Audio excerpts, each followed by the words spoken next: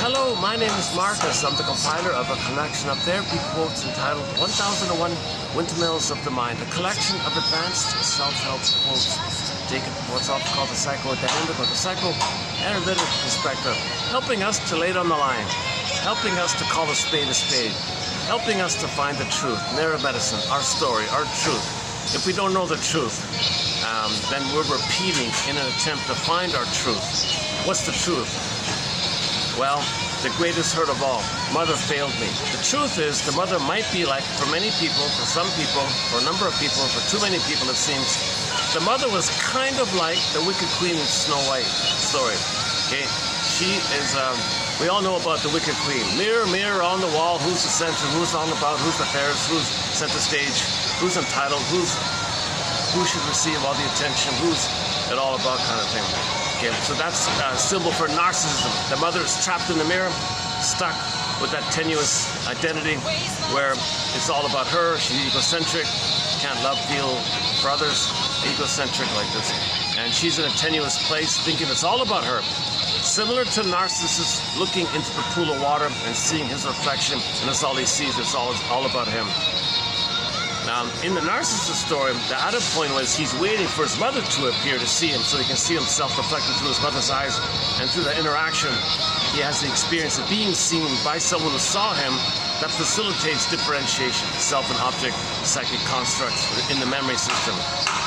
I'm okay, you're okay, eventually. So anyways, back to the Wicked Queen. The point there is that she's in that state where she's frozen in her psychic development, called arrested development, arrested psychic development, emotional development, stunted development. She's fixed or fixated in this developmental place where her sense of self, her understanding of herself, she never got enough love to leave that time where in the beginning everything's about the baby. It's all about her, baby center stage, baby's a king and a god, it's all about them. The image of the queen represents narcissism. So the mother is narcissist. So in other words, many children might be drawn, or many people might be drawn to the Snow White story because there's some uncanny, eerie feeling, some kind of familiar, unknown, but familiar, strange, familiar, unknown feeling.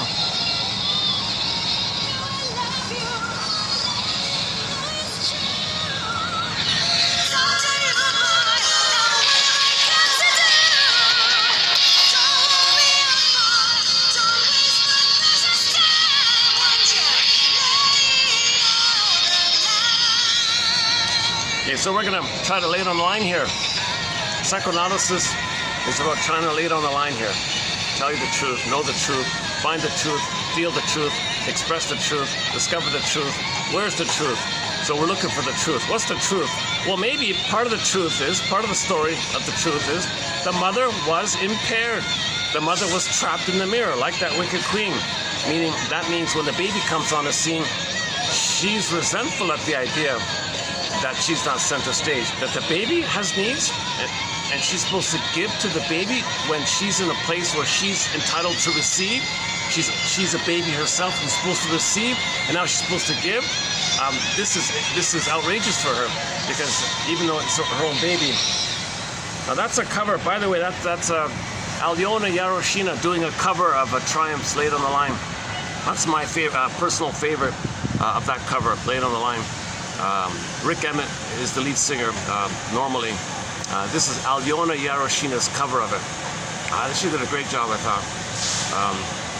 Yesterday we closed up with another cover, Deli Rizdik's cover of Carry On Wayward Son, a singer from Brazil.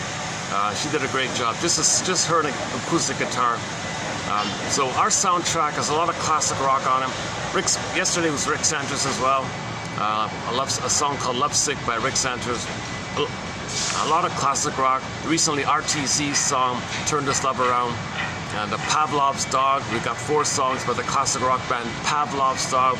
Okay, Late November, Julia. Theme from Subway Sue, an episode.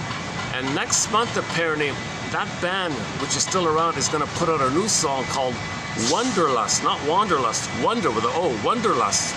And that's really the spirit of what psychoanalysis is about. We got to wonder, where's my truth?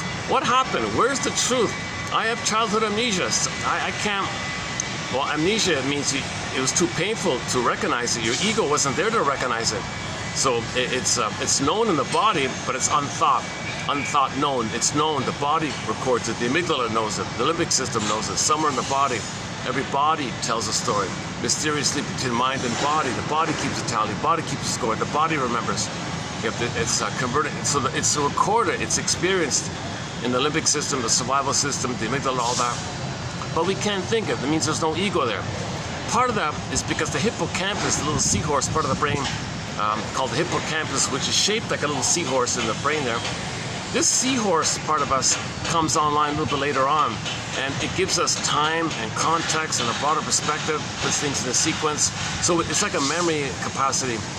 But if there's too much trauma, the amygdala, okay, which is there at birth, is flared up, enlarged, overstimulated. Okay? So the amygdala doesn't know time, but the amygdala is there at birth. The seahorse, which does know time, comes on later on. So what if there's trauma before the seahorse time? It's all in the amygdala. Okay? And the amygdala is just about survival. The amygdala only has one question: is the person safe or not? It's the stress response. It sends you cortisol to run or to, okay, now the baby would like to run, but where is he going to run? Maybe he had flights in the mind, disassociation, like a possum, freeze, possum, deer in the headlights, body's there, mind's there. Now, how's the baby going to fight with the mother? Come on. But he's being flooded with adrenaline. So he maybe just ends up with fantasies that he wishes he could devour the mother. Now, the problem with this is that the baby's rage and fury at the mother makes a picture. The baby's anger sizzles up a picture in his mentation. Now he's got a picture of his own anger. It's not real, but the picture is created by the anger. And that's called primary process thinking. Primary mentation is pictorial in there. So the baby has all these images like dreams and fairy tales, myths and fairy tales and dreams. It's all like pictures, kind of like that. So the baby's mentation is mainly pictorial and pre-verbal like that. So if his anger's there, there's going to be a picture or a symbol like that. Now, in a paranoid-like fashion, the way the baby copes with the anger, which he can't know, it says the mother's angry. So he takes the picture of his own anger, like a sea monster, an alien, boar queen, cyclops, guy with the horns. Take your pick. In folklore and literature, every story's got some kind of a symbol for your anger at your mother. And you take that picture or that symbol of your anger at the mother and describe the mother as being that picture. Okay, the baby's way off, but he's desperate to engage in projection and denial and projection, repression and projection as a way to cope with the situation. Then part two is he looks at the mother, thinks the mother's that picture. Okay, first of all, the picture's not real, but the baby thinks the mother's that picture, which is real. And so it's kind of, baby's a little deluded like that. It's called the paranoid schizoid mode of experiencing, the paranoid schizoid mode of operation position like that. So then now he ends up, so conclusion is he ends up thinking this mother's a monster somehow, a devouring hungry wolf. Okay, and baby's feels like a hungry wolf. The mother's a bigger hungry wolf. So what's he gonna do now? He says to himself, wait a minute, if my mother's a monster who wants to eat me, I can't survive here. Why don't I put that in a separate psychic bin, compartmentalize it, put it in a box, so to speak, and disavow it, disassociate it from, bury it somewhere in the system, and then in another box, hallucinate a goddess, and keep the goddess in one box, and the monster in another box, keep it separated by the boxes, and then he'll think his mother's a goddess. It's not up again, even on Sunday. I thought Sunday, last time I was here on Sunday, the construction wasn't too bad, but this time it's sort of full on, eh? And the seats downstairs were all taken, so I did come up here. Plus the heat's back. I'm sweating already. It's like it's in the 30, 35 plus or something. I'm gonna need to go downstairs to cool off a bit. Maybe luckily there'll be some seats down there. Okay, give me about 5 minutes and we'll continue. We'll continue with our introduction here.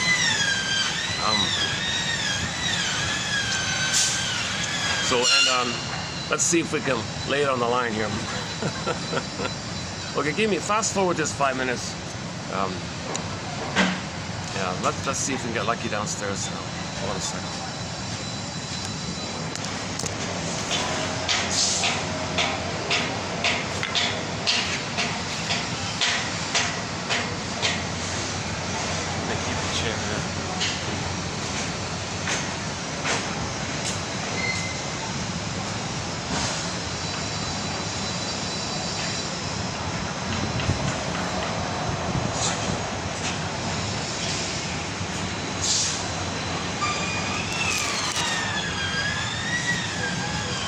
for the price of you know what,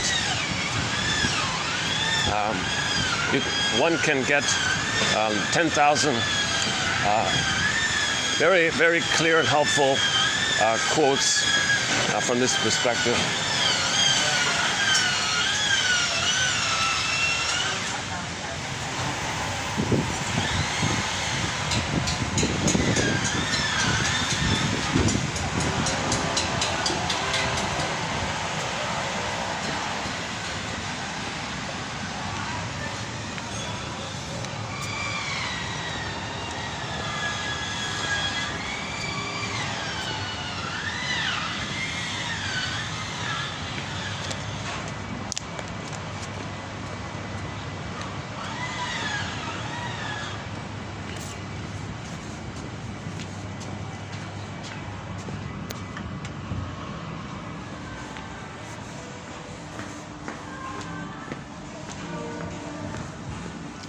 Geez, if I had the funds, I'd take the Sunday.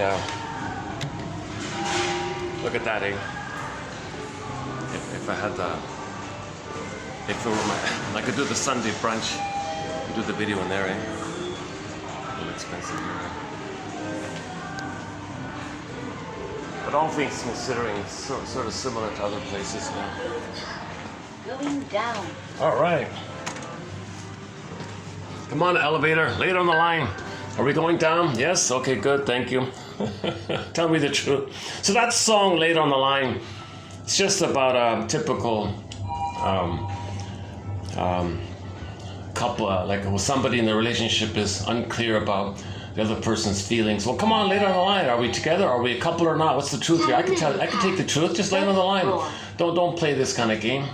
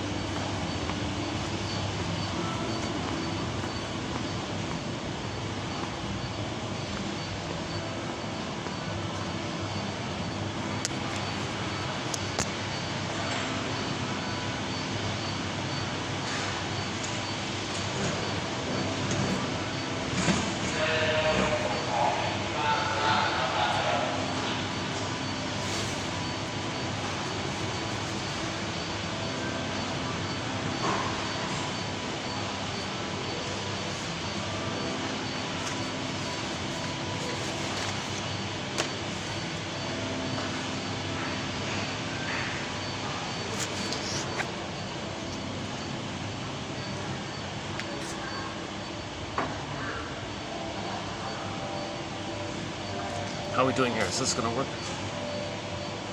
Awesome.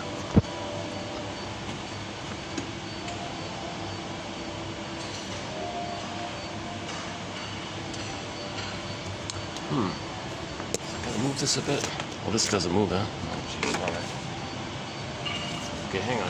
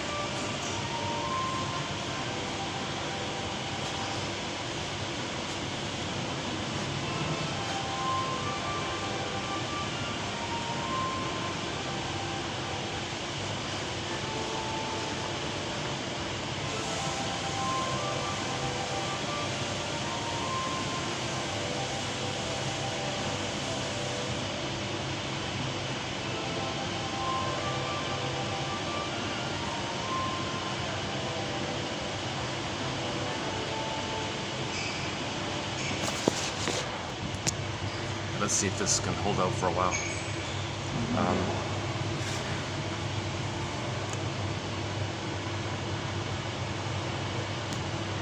Okay, let's let me change things up here a little bit. I want to pick up on something from yesterday. So I usually do sort of an introduction of the core points: repetition, compulsion, okay, symbolic acting out, transference acting out, okay, the stingers and the clingers, the Faustian deal, the Faustian bargain, identification with the aggressor, stingers and the clingers, Margaret Mahler's 5 parts of the secure attachment style, and the personality patterns that spring about according to where the trauma takes place, kind of thing, and a little bit about mourning and things like that. So if you randomly click any of the other videos, say for the past year or so, usually there's some kind of overview. I'm going to skip it this time around. So let me change things here a little bit. Yesterday, I was trying to interesting coincidence on my side here. Recently we found a quote. It's in yesterday's batch, 2997, the 8th one down, which says about weaning trauma. Okay, the weaning trauma is, broadly speaking, a consequence of the ego's inability to deal with the stress created by the recognition that the self and the source of primary security are separate entities. And I was really trying to convey what I think, how important that quote is. Okay, it's about the schema in the baby's brain, the schemata or the mind map, or the template or the blueprint or the impressions or the constructs or sense impressions about himself and the mother, some kind of memories, cluster of memories around themes about himself, a cluster of memories about the other. So there's like some kind of memory map, and that creates like a prototype, his understanding, and he's going to use that and see the world through that. So his days will be seen through that lens, through that filter like that. So here's the theory. The baby's sense of self is blurred in, fused in, one with pair unity, unico mystica, one with the mystery, unio mystica, okay, blissful oneness, where his sense of self is merged and fused in with all that's around him. The mother, if it's uterus, okay, or nursing, or even after nursing, up until 18 months, he kind of thinks he's one with everything around him. Now, he's fused. This is also known as undifferentiation, meaning he doesn't know where he begins and ends, where the mother begins and ends. Okay, symbiotic like that. The mother functions as a self-object or symbiotic object for the baby. So the baby is center stage. He is the king. It is all about him in the beginning. One theory is in the very beginning, he thinks he's the whole system. He thinks he's the whole universe. He's autocratic like that, self-sufficient, self-contained universe like that. Later on, he thinks, oh, okay, I'm the center of the universe, and the universe is there to serve me like that. And then finally, post-8, and then that gradually dissipates. It starts to dissipate. Mainly post-18 months, let's just say. So up until 18 months, he still kind of thinks everything's for him. He's the center, mirror, mirror on the wall, like that. Okay, so let's say, we were talking about weaning trauma yesterday. So let's say the baby is nursing and all that, and he still has the understanding that who he is and who the mother is. Well, it's just two is one, and he's the whole thing. He still has that kind of place. After some time, with enough experience of having memories of mother seeing him and soothing him and making it safe for him, he can get to a place where his mind develops, his ego develops, and he can recognize he's a person, mother's a person. Now he can begin the differentiation process leading to I'm okay, you're okay kind of thing. Jeez.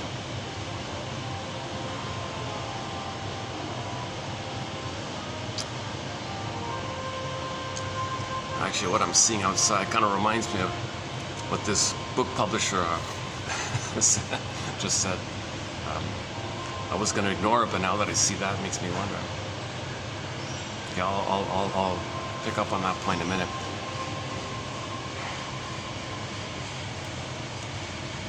Okay, the baby has a mind, but it's going to develop with time. It takes time for the child to understand the reality, who he is, who the mother is. It takes time for that. Okay, now this is nurtured up. This develops when the baby's safe and he can grow. Like a flower grows, he grows his mind grows, his beingness grows, so not just physically grows, but like his mental capacities, thinking capacities, understanding capacity, things like that, like just perceptual understanding, time capacity, reality capacity. So in the beginning, it's all blurred up as one. It's delusional. It's called unconditional hallucinatory omnipotence. Baby thinks he's a god. Baby thinks that when he needs something, poof, there it is. Like, whoa, he's a magic baby. He's a magic god. He thinks he materializes things just by the fact that he needs it. He needs something, and there it is. Poof, he's magic. He needs this. He's uncomfortable. Mother makes the adjustment. Mother picks it up, makes the adjustment. He thinks he created it. He doesn't know that the mother's a separate person who's doing this for him. He thinks the mother's like an extension of him, or part of him, or is him, blurred with him. So if he needs something, now a simple example, let's say he's nursing, and time to nurse or something, he's ready to feed or something, mother gets it and feeds him. He thinks, poof, he created him. He's a magic baby. I know it sounds odd. I know maybe the way I'm saying it here sounds a little ridiculous or something. But the theory is baby's getting stuff. And who created him? He only thinks there's him there, so he created him. That kind of idea. So this is called like magical thinking. People typically call it magical thinking as a thought, poof, there it is, right? By the way, the film, the Forbidden Planet film, the 1960 film, the 1956 science fiction film entitled Forbidden Planet was partly, a huge part of the film was this message. You got Mr. Morbius on a planet. The planet was a machine made by advanced aliens, and Mr. Morbius ultimately learned that when he had a thought, the planet would materialize his thoughts. So he knew that he had a conscious thought, poof, there it was. But he didn't know at first that his unconscious thoughts would materialize it. So if he was unconscious to anger, there'd be a monster on the planet. He didn't know that the monster was created by his feelings linked to the machine planet that would create it, because his unconscious was linked to the planet. So it's just a metaphor that of this idea that in the film there'd be these Tasmanian devil monsters running around. Nobody knew where they came from. Well, it turns out when Morbius was angry that they'd be there, but he didn't know it. No one knew it until the end, kind of thing. And it was called Monsters of the Id. Id monsters. What's the id? The elementary basis of the unconscious. So that was like the message. So the monsters are from within, the beasts are within, enemies within. Okay, these are not real. These are just pictures of your rage. So when Morbius was triggered about his rage about his mother, the picture would be, in that case, was the Tasmanian devil kind of character. It can take any form. Guy with the horns, Diablos, any monster, any kind of scary. Just take a piece of paper and make an image on there that it wants to hurt you and is angry. Everybody's going to draw something. It doesn't matter what form it takes. So I think in the film it was the tap. They didn't really show it to you clearly what it was. You just saw the footprints and a little brief sketch of it. It looked like to me it was a Tasmanian devil. Maybe it was popular at the time, I don't know. Plus the name devil, right? Maybe. Devil just means E-V-I-L. Okay, it just means that originally the child's life force is to live, L-I-V-E. So round one, mother, I need your love. She says no. Child's soul freezes up. His energy goes to the limbic system. So round two, he's going to express his anger at his unmet need. Mother, you did me in my need. Now my energy goes to the survival system, not anger. My anger is an expression of my unmet needs. So that's round two. He's communicating. It's a signal. Still healthy. He's still saying to his mother, relationally to the mother, mother, you didn't meet my needs in round one. Now I'm angry. I'm telling you again that my anger means you didn't meet my needs. Can you pick up the signal here? Okay, gaslights the baby, double buys the baby. Don't complain, baby. Now what? Okay, now his energy has no other place to go. He's went back to the primitive survival brain. So there's nothing prior to survival. Right? So he's angry at the mother. Ends up, because he's in the oral phase, taking in, receiving not just milk, but the experience, the reverie, the attunement, the witnessing. He's got to record in, remember in. So all that's so quote unquote or psychological oral incorporation, interjection. So now he's enraged in that oral phase. Okay, so now that he's angry at the mother, okay, his fantasies, he can't fight with the mother. He can't. Helpless little baby can't fight with the giantess in the nursery. He's got all the power. He's helpless like him. So all he's got is kind of fantasy. The fantasy seems to be that he wishes with his anger that somehow he wishes he can gobble up the mother like a hungry wolf. Because if he can gobble up the mother, the breast mother, then maybe he can control it. If he can control the mother, maybe it'll be stable and do what it's supposed to do, kind of thing. So that now is destructive, because in the hungry wolf mentality, he means to just to control the breast, but in his blind fury, just grabs like that. It's destructive. Now, because it's destructive, now we say the L-I-V-E, you reverse the letters E-V-I-L. Now, at that same time, the mother's rejecting the baby's anger, so his own anger, the mother rebounds back in on itself, called rebounding aggression. Now the baby's anger is attacking himself, okay, his own body like that, thinking he's attacking the mother, but he's attacking the body, because he doesn't know the difference between him and his mother. And he wants to attack his mother, and he is the mother, he's attacking the mother, but he's attacking himself. He just thinks he's attacking the mother, but in reality, he's hitting himself. He's hurting his organs, so now his rage at the mother, okay, goes inward, attacking an organ, thinking the organ's his mother, something like that. Anyways, the byproduct is one of his organs in the baby is being flooded with too much anger. And that later on, it's going to lead to symptoms. Maybe in the 40s or 50s, he'll get a symptom, because the organ can only hold it so much. So the image in, now you go to the Twilight Zone called Howling Man.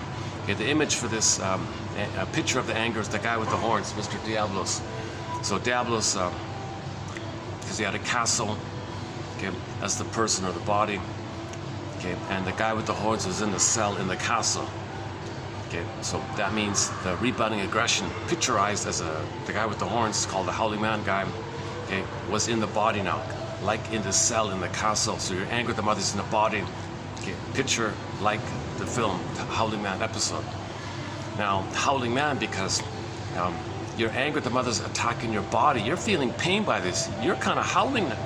The person is howling now. You're in pain, right? You're aching and you're in pain. You're howling, you're lonely, angry like that. You're attacking yourself. You're a howling man kind of thing.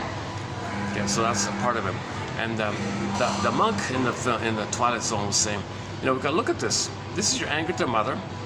If you don't deal with this, if you just whitewash your mother's crime, if you can't handle the truth that she failed you and you're angry at her, you don't want to believe that, then you're going to have rebounding aggression towards yourself. Your body can only bear so much. Then the pattern is he would escape from the cell and be destructive onto the side, and prejudice, blaming someone else.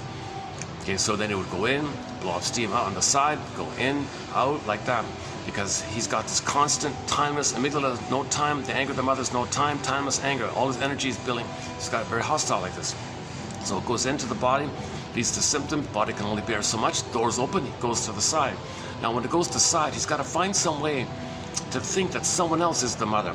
So look for an other, mother, put a dash between the first two letters in the word mother. So he's got to somehow think that someone else can be his mother, even though it's a delusion, doesn't care, doesn't think, doesn't realize. He's got to protect himself. Someone's got to be his mother. He needs the other.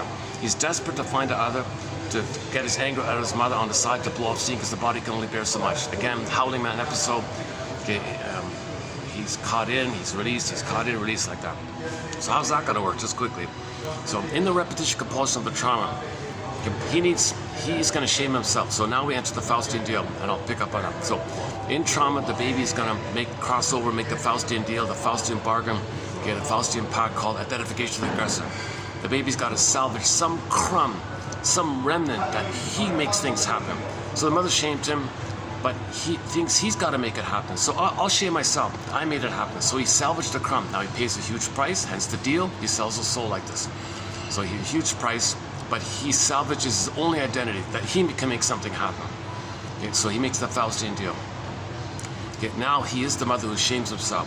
Now if he's going to shame himself, okay, that's called repression. When something's repressed, it's going to be projected. So his unloved self, okay, he's got to find someone on the outside, okay, and find some way to think, believe, make up, coax, prod, just hallucinate, make a tease, taunt. Find some way to, or look for a fault. Find someone out there who's vulnerable or something, or anybody, whatever's convenient, whatever's around you, I guess. He's got to find someone to think they're no good, because that'll be him. He'll project his shame self, his no good self. Okay, remember, he's the mother who shames himself, so he shames himself. So he's always shaming himself. That means he can't know the truth. He can't handle the truth that he's shaming himself. So his shame self is going to be seen in a mechanism of this projection. So it's going to be seen onto someone else. So he's got to find someone else to say, think, believe it's no good, no, worthless, pitiful, stuff like that. So he'll say, look at this, insult term. He'll make some insult humor, dark humor, schadenfreude humor, just some cynical humor or bitter humor or sarcastic comment, cynical comment, just some kind of no good insult on someone else. Now he's talking about himself because he's the aggressor who says that to himself, but he's got to find, so it's going to be onto others. So to maintain the repression, to maintain the denial, to maintain your loyalty to the mother, to maintain your tie to the mother, to maintain your bond to the mother. Isn't it bittersweet? You're so loyal to the mother like this, who hurt you, and you're going to imitate her and shame yourself to please your mother because you're mirroring the mother. Remember, the mother said, mirror, mirror. Well, you shame yourself because your mother said, mirror, mirror. All right, mother, I'll mirror you. I'll treat me the way you treated me. That's your mirror. So he thinks he's trying to please the mother, save them without doing this. Okay, so he pays a huge price trying to save his mother. And he's got to have an identity. He's got to have some kind of hope that one day he'll save his mother. So he shames himself. Okay, now that's called repression. Now he doesn't want to know that he's the angry mother shaming himself. But that's his identity. That's his pride. That's his neurotic pride. Okay, so the way not to know, the way to protect the lie that your mother hurt you, your mother failed you, you want to protect that, you want to cover that up because you are her now, to have an identity. Then you gotta, then you're gonna think badly about yourself. Okay, that means it's going to be projected. When something's repressed, it's projected. Okay, and when you project, it's repressed. Then you don't know what's within. When you see, it's out. So now he's going to look for someone on the outside and say they're no good. I'm still sweating. Jesus Christ. Boy, it's hot. My goodness, it's really hot today. Much hotter today than it was yesterday. I'm still sweating here. Jesus Christ. Sorry about my appearance. Luckily, things have quieted down here. Okay, maybe I'll cool down in about an hour. These guys are, the AC isn't too, this place is a little conservative. Very reasonably, I get what they're doing. It's reasonable. It doesn't need to be a full, doesn't need to be a like high cold air all the time. It doesn't need to be like that. But just, I walk here. I walk to the SkyTrain and get off the SkyTrain.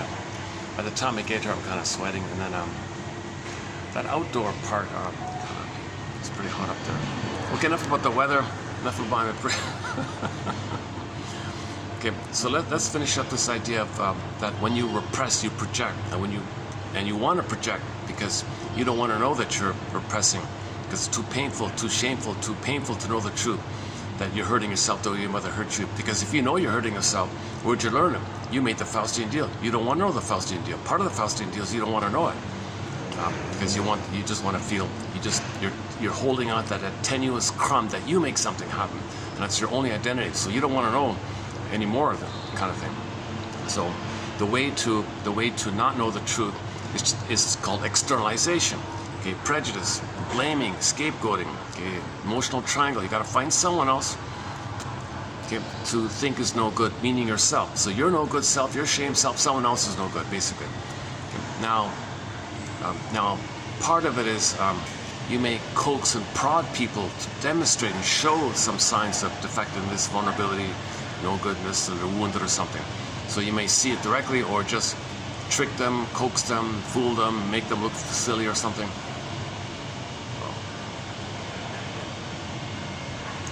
Okay, that's called projective identification. You want to prod and goad, goad and coax and prod and tease and taunt and harass and annoy, be passive, do any kind of trick to annoy someone. Then they show some kind of fault. You're no good. I gotcha. So that means he can repress, and he felt no good, and his mother did that to him. He becomes hurt. Once again, the baby feels he's no good. If the mother rejects him, doesn't meet his needs, he feels he's defective, no good, guilty, bad, and all that stuff. It's a false belief, but the baby does that belief because he doesn't have the ego to know the truth. He can't handle the truth. He doesn't have the ego to know the mother's hurting him. So the conclusion is, the only thing that makes sense to him is he's defective. He just concludes that. It's an existential conclusion called the moral defense to manage the situation and to protect the mother, because he's got to see the mother's good. He can't know the truth, mother's hurting him, but he's feeling pain. He thinks, geez, he's feeling pain. Does that mean he did something wrong? Is he being punished? Mother's not meeting his needs. He's defective. Is he unwanted? Is he flawed? Shame. That's rejection means shame. Okay. Did he do something wrong? That's pain. That's guilt. He did something wrong. So shame and guilt like this. So in simple terms, he feels no good. So he's got to find someone else and think they're no good. Okay, that sets it up. That's part A. That just sets it up. Now remember, in the primary process of mentation, there's no time and there's fusion. So in the primary, in the Alice in Wonderland mind, okay, things can shape shift and flip flop and morph and twist and hollow mirrors, house of mirrors, myths and fairy tales. That can be that can symbolize that.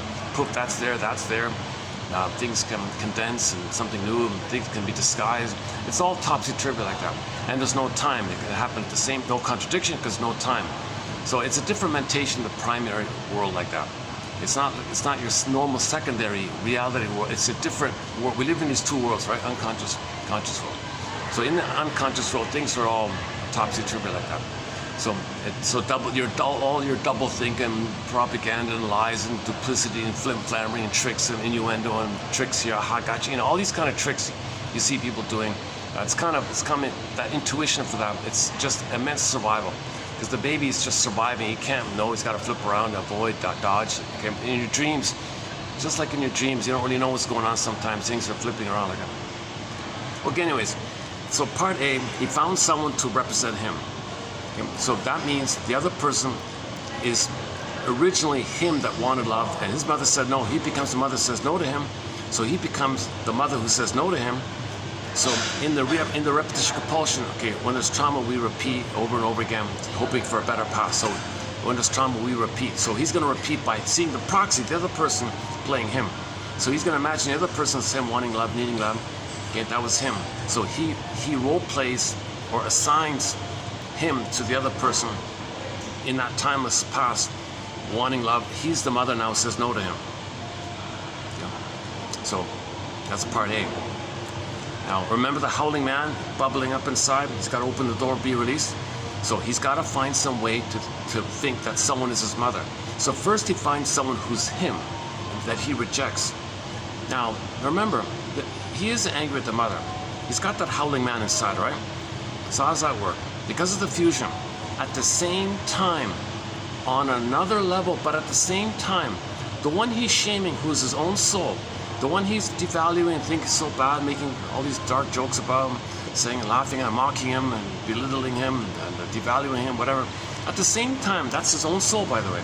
At the same time, poof, he sees, at the same time he's shaming an innocent person who's his own soul, he thinks simultaneously, like superimposed, merged, kind of blended at the same time, like dual, like imagine like two ghosts existing at the same time. You can see like two ghosts existing at the same time. He sees at the same time his angry mother hurting him. Now he thinks that the one he just shamed is the other, the mother, because in him he felt no good, mother's dangerous. So the proxy is no good and dangerous. So at first he plays the mother one, the proxy plays him one. Then he flip-flops. As he shames the soul while he's playing the damaging mother, he thinks the one he's hurting is at the same time double ghost, right? The hurtful mother onto him. Then he plays himself. Now he says, aha, there's my mother. Now opens the door, howling man, his rage at the mother goes on to this other. The one he just shamed, who was him. He flip-flopped, there's his mother. That's how it works. That's the primary process mentation. Alice in Wonderland, flip-flop, all these trickery things. It's called primary process mentation. You miss some fairy tale world. So some people call it alpha elements. No, beta. What is it? Alpha? One of those two. I forgot. Alpha versus beta, or beta versus alpha. One of those two. It's different mentation. Okay, so okay, so now that's the howling man, right? So he's getting his anger out onto the other. The other is the mother. But who can he first make as the other? Well, the one who's him, no good him. There's his mother, that's the other. So of course, that's one of many, one of a long list of psychological mechanisms behind prejudice. So obviously prejudice will come from this dynamic, because if someone's unknown to you, it's easy to think that the child the child was confused, didn't know what's going on. So someone else is a newcomer, they're confused, they don't know what's going on. Child, like let's say, then that can remind you of you. So then you shame them because your mother shamed you, and you're the mother who shamed yourself. They play you play the shaming mother, so you shame the proxy, the newcomer, let's say, from another place who's unknown. So that kind of sets it up. Now, Okay, now you flip-flop, there's your mother. So the added element in prejudice is from the film Bob and His Enlarged Amygdala. When Bob there met someone who's unknown to him, it triggers the original setup for the baby in the mind, the template in the mind, where if the mother fails the baby, hurts the baby, from the baby's point of view, mother's very unknown to him. Strange, alien, strange, unknown, scary thing. So so that's bubbling in his amygdala. So that'll be triggered up and transferred to the present. The present will be seen as the past. The present is called the presenting past or the presented past, or because the amygdala doesn't know time, all time is that time. So the present is still the past from the amygdala's point of view. Now the amygdala's point of view, his mother was a dangerous alien kind of thing. So in the present, if someone's unknown to you, you're not familiar with them, that can trigger very easily the immense fear that the baby felt when the mother was a monster to him. So now you have these wildly irrational, psychotic-like thoughts and beliefs about some benign person. His country was plundered, lost his family, starving, no jobs, doesn't know land. He needs help, and people think it's so. Okay. So Bob, in that film called Bob and His Enlarged Amygdala, it was a little bit like that. Okay, so his the example was his son was in college and all this, and he came home with his girlfriend and wanted to introduce his girlfriend to the parents like that. And his girlfriend came from another country.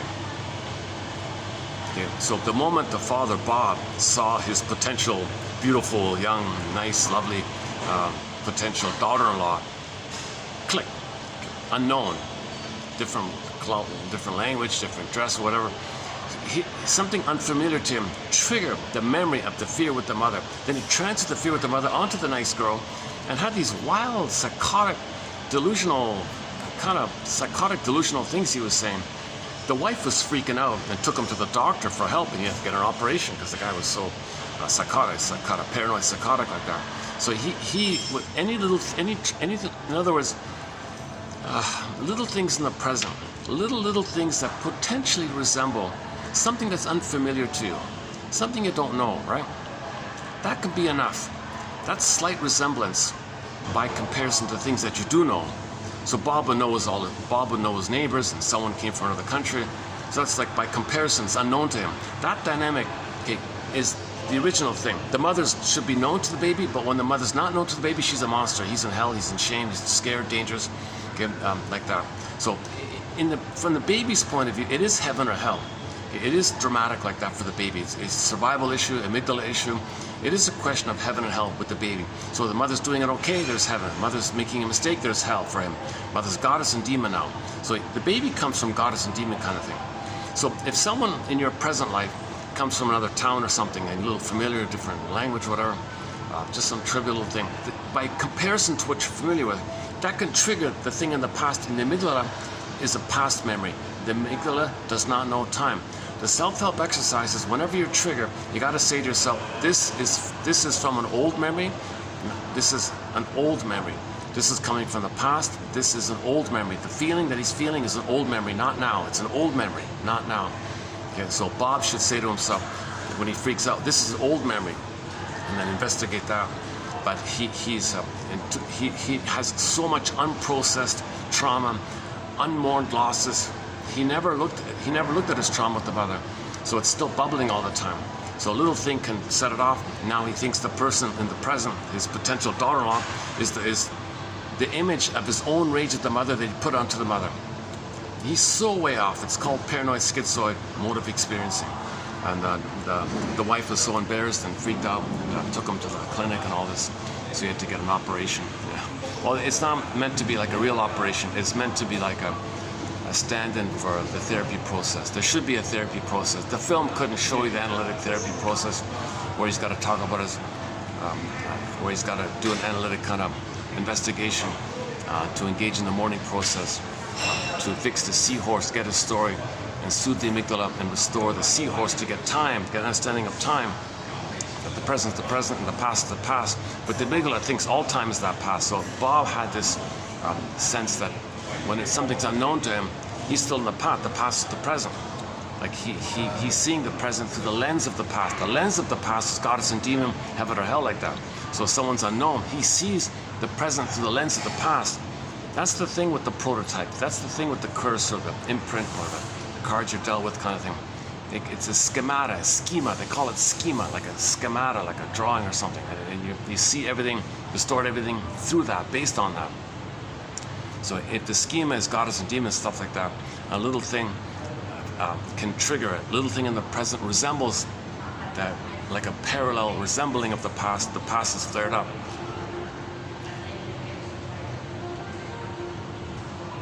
I'm still sweating. Look at that. Why is this? I think when I sit here, I don't get the AC. The AC sort of in the middle, right? Yeah, the AC doesn't reach this sort of corner here. That's okay. Never mind my appearance. It's not.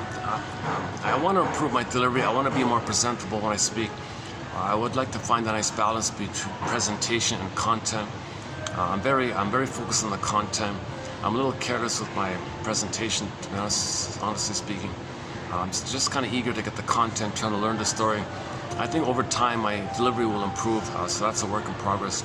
I have not been analyzed. I've never done an analytic process. I'm not a shrink doctor. I've never done the process. I'd like to play Joni Mitchell's song, This Flight Tonight. If I had the funds, I'd be on this flight tonight, do the 3-year analytic process, and show you the after. So what you're seeing here is the before therapy.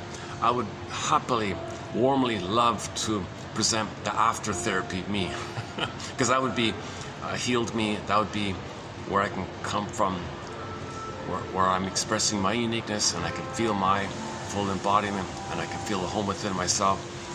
Versus the before, which you're seeing is all the anxiety, where I've got childhood amnesia myself. I don't remember most of my childhood. So that I make the inference that there was too much pain and my ego couldn't manage it. It was just too much, kind of thing. So that leads to that's called anxiety now. So anxiety means your life in the present reminds you of the past. Now the remembrance of the past to the present comes to you in the form of visceral sensations, body sensations, stress, so sweating, shallow breathing, or stuttering, or in the case of children, yesterday's school was sniffling, nail biting, a few other little things like that, anxious symptoms. So anxiety means the fear took place and you're being reminded of it, but the reminder of the fear, it's bodily based. So sensations and visceral sensation. So the beginning was a fear, immense fears took place, but you don't remember it. But you live your life, you're always reminded of it, and the remembrance of the old fear comes to you via anxiety. So most anxiety is old fears coming to you through the body, basically. So when I see myself stuttering and sweating, that's my old anxiety. That's why I'm eager to do this analytic process, because the idea is that you want to build a seahorse. How do you build a seahorse? Well, in any kind of relationship, you're going to recreate the original scene. It's called repetition compulsion, or transference acting out. So between the baby and the mother, something problematic took place. That it's going to be revealed in the recreation in the present. It just two people in a small room. It's a resemblance. It's going to resemble the baby and the mother in the past. So in the present, you're going to engage in a new repetition of the past. But this time, you're going to be conscious of it. When you're conscious of your repetition, okay, so you have a pattern, when it began, and to see yourself engaged in the here and now example of it. It's called I'm calling it the 3-point interpretation. Pattern, when it began, and that's why you're doing what you're doing now. Again, pattern, when you think it might have begun, and that's why you're doing what you're doing now. When you do that third one, okay, when you catch yourself with another person, engage in an example of the repetition, you're building memory, you're building understanding, you're building the seahorse, you're getting to distinguish between past and present. The seahorse can swim. Your life force can be in the present. There might be mourning involved. There might be a release like that. So you want to, okay, that's called transference interpretation, complete interpretation, total interpretation, 3-point interpretation. At one point I called it the triangular interpretation. Forget about triangular interpretation. I prefer 3 points interpretation. It's more clear. 3 points. Your interpretation has 3 points. You've got a pattern. You learned it here, and that's why you're doing what you're doing. For a good example of this, watch the film, watch the comedy film. Not so much for the quality of the film overall. It's not too. Anyways, I would still recommend the film called I Love Huckabees. Some department store was named Huckabee's Department Store or something, and some pretty model was dancing, selling the goods or something. I love this department store. Come to the department store and you can buy whatever you want. Mother on top. You can be a professional baby and you can buy whatever you want. You'll be soothed and comforted by all these nice goods, things you can buy. Come here and be a professional baby. Yesterday's topic. You go to yesterday's topic about the professional baby. Interesting one about from Mac, what's his name? Mac Hannon. H-A-N as in Nancy, A, another N as in Nancy. Hannon. Go to yesterday's one. Oh, hang on a sec. Oh, it's here. It's today. No, it's today's one. It's in today's batch. Halfway down. It's in today's one. I did a preview yesterday. So however I do it today, go to yesterday's one for this Mac one. I thought I did a good job yesterday on it. About the professional baby. So anyways, back to the comedy film. So some model was saying, come to this department store, you can be a professional baby. When you were a baby, you were an amateur. You didn't get what you want, right? Well, you come to the store, whatever you want, you can get it. Symbolic mother, goods, things, supplies, on top, mother on top. Material things, this comforting thing you can buy, this you can buy, this you can buy. This will soothe you, this will comfort you, this will make you happy, this will make you feel important, this will make you feel seen, this will make you feel important. Mother on top, so you're a professional baby. Come to the store and be a professional baby. Actually, it wasn't so much about her, it was about her boyfriend, Albert. So he had a pattern of not telling the truth and self-sabotaging his happiness, fear of happiness like that. So he went to the shrinker, man. There were 3 of them, a little team like that. They didn't like to call themselves therapists, by the way. They called themselves existential detectives.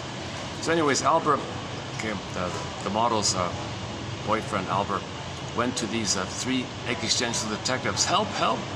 I'm afraid of happiness. I've self-sabotaged my chance for happiness. All my friends are happy and making money. I'm just a clerk or something. What am I doing wrong here? What's wrong with me? So the conclusion was, well, Albert, you have this pattern of self-defeating behavior, right? You do it again and again. You have a chance for happiness, you sabotage it. You have an opportunity, you wreck it. You always find some way to wreck it, right? That's true. Why do I do that? Okay, well, then they took him to the childhood home. Okay, and we saw a childhood scene, and then the mother was a nasty type and all this. See, Albert, here's where you learned to betray yourself. Your mother betrayed you. We just saw it here with your mother. We interviewed her, and we got the story. Your mother betrayed you. You learned it here. You learned it here. Here's the genetic. Here's the source point. Your mother betrayed you. And that's why in the present you betray yourself. So the line was, you have a pattern of betraying yourself. You learned it here in this childhood home. You saw the childhood home. And that's why you encrypt the truth. He can't speak the truth. He can't feel the truth. He doesn't know what he really wants. He can't self-activate. He can't have self-agency, personal agency. He encrypts the truth. It's coded. He doesn't know what he feels or what he wants, what his needs. Everything's just veiled, protective, defensive. I don't know what I want, or being passive-aggressive. So he encrypts the truth, was code for he's afraid of self-activation, real self-activation, personal agency, free will, personal initiative. He's afraid to be happy. He's afraid to come from a place of beingness. He's afraid of that. So he encrypts the truth. So that was a pattern in his life. And he learned it with the mother. The mother betrayed him and failed him and gaslit him, double-binded him and shamed him and mocked him. So he's afraid to know the truth because it triggers the memory of the mother. And that's a pattern in his life. So anyways, that film, they kind of it was a sort of a satire poking fun at the new age ideas and things. I'm not commenting too much on that kind of thing, but just for that scene with Albert and the 3 shinks, I think that's worth the film.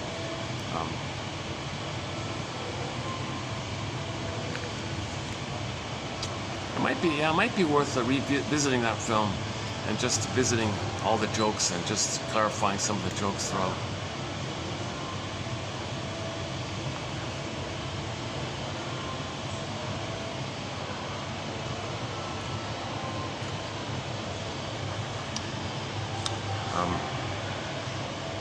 Let me just take a little musical break here. Hold on a sec. Yeah, okay, hold on a sec.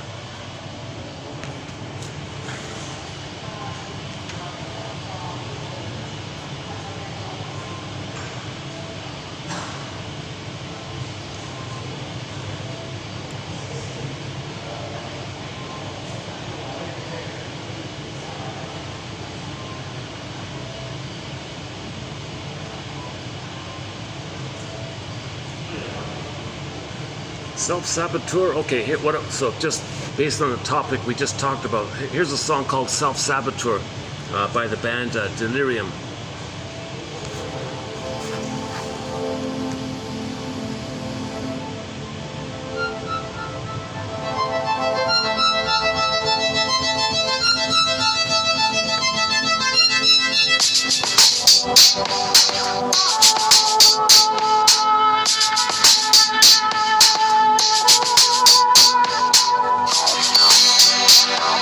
No one wins at this game.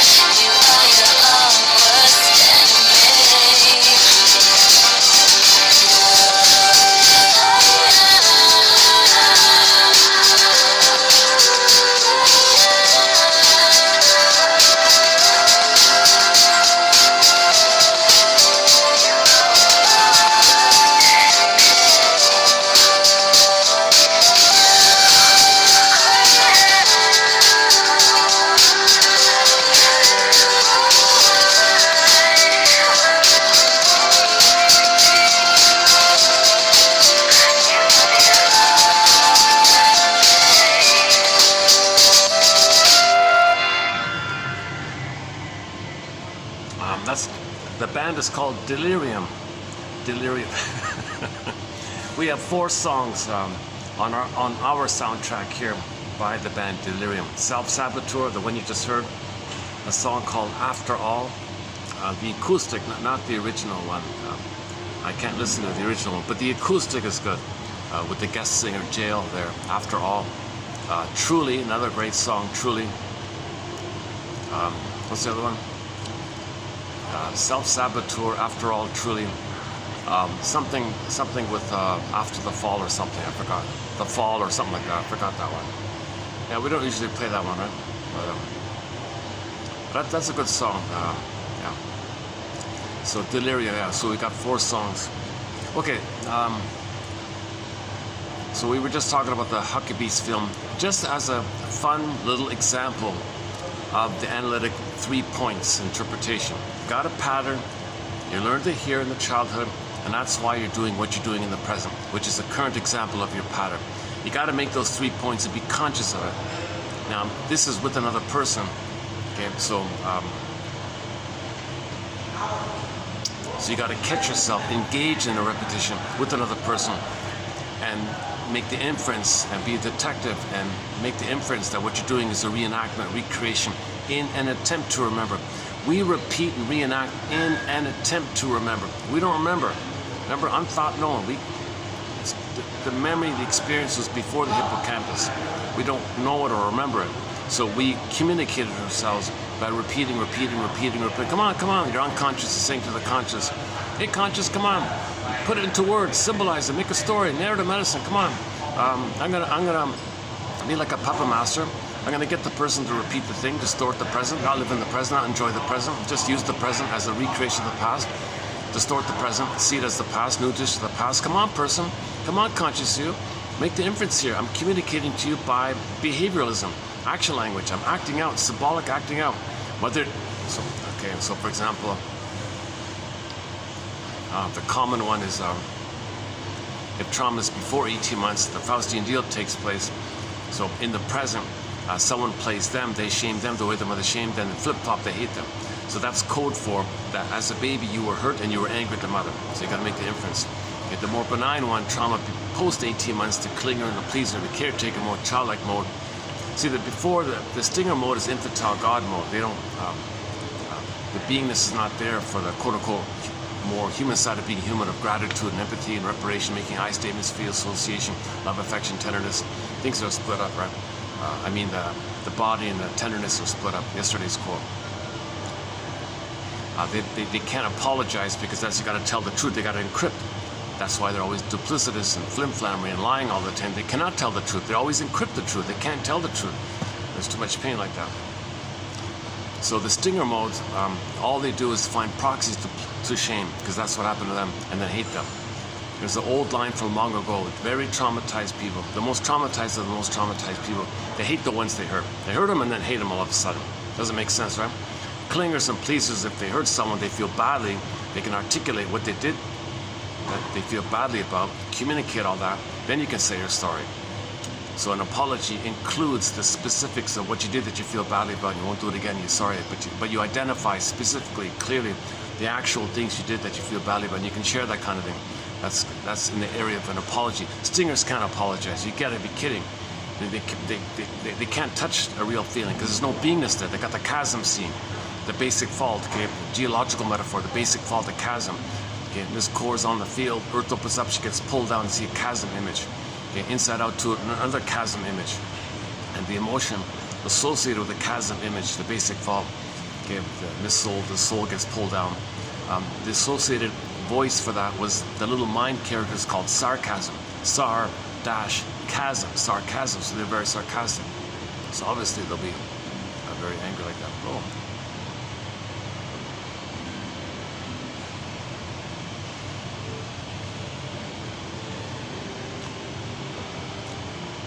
Well, that's one strong gardener, one of the landscaping people, just a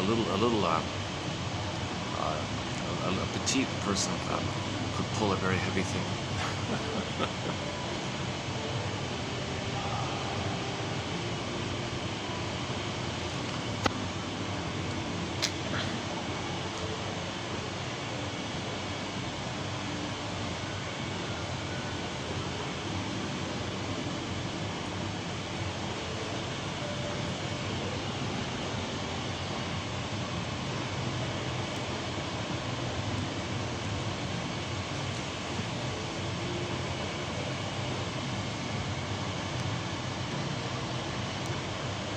So a person makes the inference. They got to find their story. Are they showing up the mother? Are they trying to tell the world what the mother did by treating others badly, to say that's how the mother treated them? Others play them, as if to say, look world, I'm going to pretend they're me when I was a baby. I'm going to show you what my mother did to me. I'll be her, that person will be me. I'll show you what you did. I'm going to show up the mother. I'm going to expose her. I'm angry at her. Kind of thing. So you think you're going to embarrass her, kind of thing. And then a magical time machine will appear. You'll go back. Mother says, oops, I'm sorry. Let me do it right this time.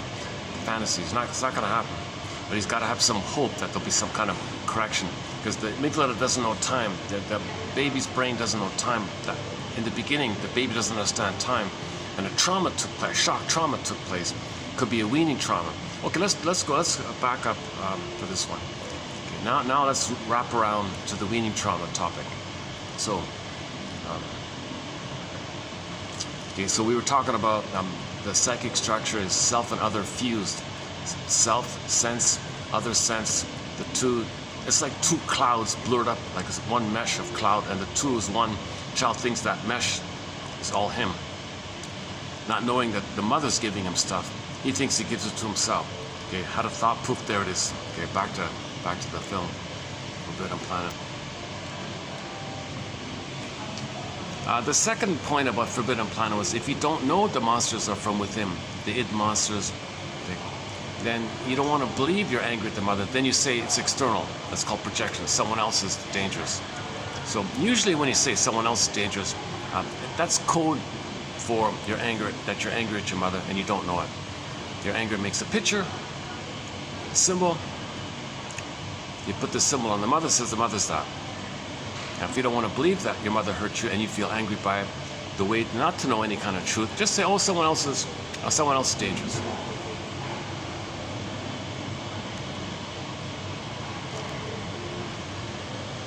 So that's called prejudice and scapegoating and blaming. It's in the service of repression. It's in the service of denial. It's in the service of the person not having ego to know the truth. You can't, the famous clip, you can't handle the truth. The baby can't handle the truth, but when we're older, we got to be detective. So we have lots of resource now to find the truth. Lay it on the line. We got to lay it on the line here. Yeah, Rick Emmett is singing in the song, I want the truth here. Lay it on the line, girl. Are we a couple or not? You're giving me mixed signals here. Lay it on the line here. When Alyona Yaroshina sings it in her cover, she flips it. It's the voice of a woman saying to a fellow, "Hey, fellow, you're not clear here. Come on, lay it on the line." Yeah, let's see if we can continue to try to lay things on the line here.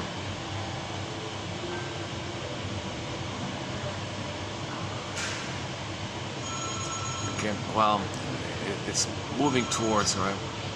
Okay, so back to the fusion. In the baby's mentation, his construct of himself, the psychic construct of himself, and the construct of the mother are blurred up. Now, in the normal development, okay, when the child's needs are met, it'll get to what they call differentiation. Self-construct, he's a person in his own right. Mother construct, other construct, she's a person in her own right. And the source of milk and the source of love came from the mother, and he can do that, he gets it, that there's two people there. Okay? Now in the beginning, the baby can't manage this kind of thing. So if he's nursing in the beginning, and if there's some kind of old cunning tale with the mother, where I don't know, she's like a wicked queen, she doesn't want to give, she resents that she should give, she hates the idea that the child's be autonomous, she wants to use the child, maybe to hurt the child. Whatever old cunning tale on her, maybe she has an anniversary reaction where she remembers that she experienced a shock trauma at the weaning, premature weaning, and she's feeding, it reminds her of when she was a baby and was shocked. Now the feeling comes up to not know the feeling. She, Faustian deal, does it to the baby to not feel that it happened to her. Because she doesn't know that it happened to her, so she flips it and does it to the baby. Intergenerational trauma. I posted a short video from yesterday's video called Mother Hurts the Baby due to an anniversary reaction triggered up in her to not deal with that pain. I didn't say it very clearly in the video, but hopefully the title clarified it a little bit. So there, whatever old cunning tale's going on, she's narcissistic, anniversary reaction, wants to use the baby, whatever's going on with the mother, she objectifies the baby, whatever's going on with the mother, she may have the intuition that she can traumatize the baby, and that baby will never be themselves.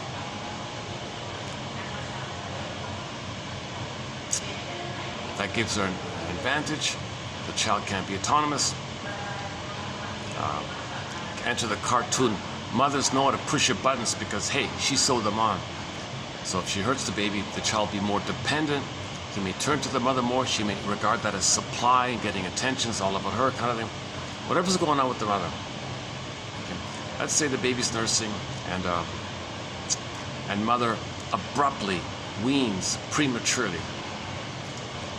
Now, if it's too early, there's a lot of stress involved asking the child's mind to understand. The mother's a mother, he's a person. There's two there. There's a lot of pressure and a lot of mentalization on the child's end to recognize, oh, I see, mother's a person who fed me. I'm the baby who was fed by the mother. Oh, I get it now. So his mind can do this representations of psychic constructs, internal objects, self, other object, whole object relations. Okay, separated, like separate like that. Now, if it's too early, the stress of it panics him. He's in an immense fear mode. He's not ready to do that. He's not ready to recognize it's too early. That's called premature weaning. It's a weaning trauma. A weaning wound used to be called weaning trauma. Okay, basic fault, abandonment syndrome. Okay, this is a huge abandonment complex. This is huge trauma, and relational trauma, interpersonal trauma, betrayal trauma. Mother failed me. She hurt the baby. Baby wasn't ready to have a memory of I'm okay, you're okay. If the mother hurts him, it's too early on like that. So if he's flash frozen at that point, and he's set in at that point, and he's his mind during the time of fusion, and things freeze, crystallize, like petrified, stunned, you know, like turn to stone, like if things set, crystallize, I don't know.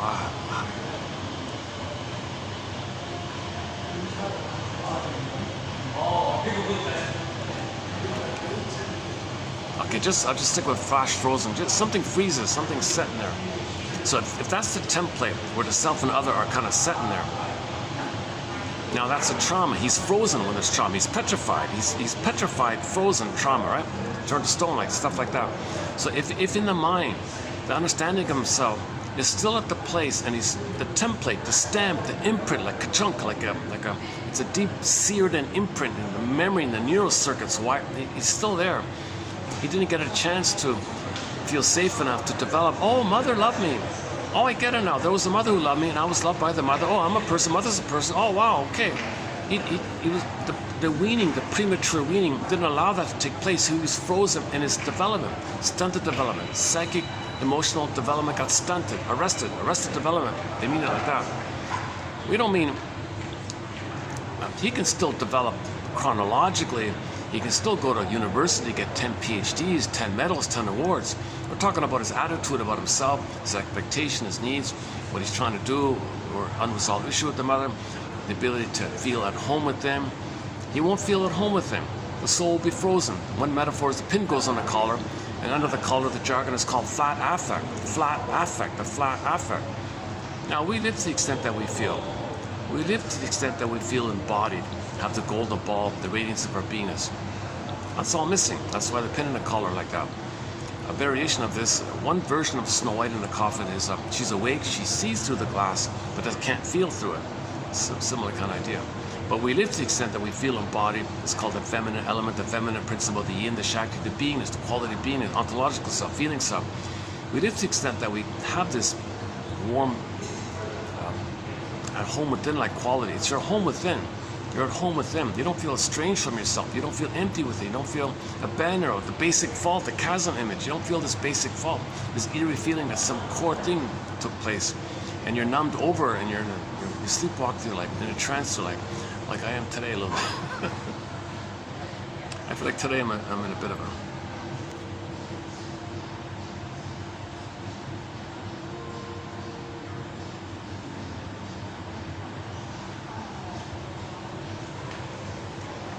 I'm still sweaty. Look at that. Look how long.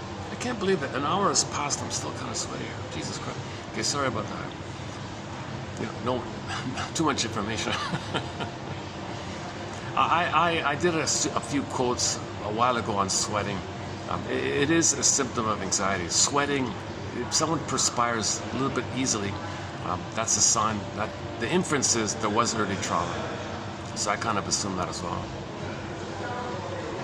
That's why Janov says people who can run the marathon, do sports, people who can dance, ambidextrous, you know, switch hitters, play tennis with both sides, or people who are like very ambidextrous, good dancers, you know, maybe gymnastics and things, they're very coordinated. There's no prenatal trauma. Things are balanced like that. But if someone's not good at sports, not good at music, not good at math, you know, they're probably some kind of a trauma like that.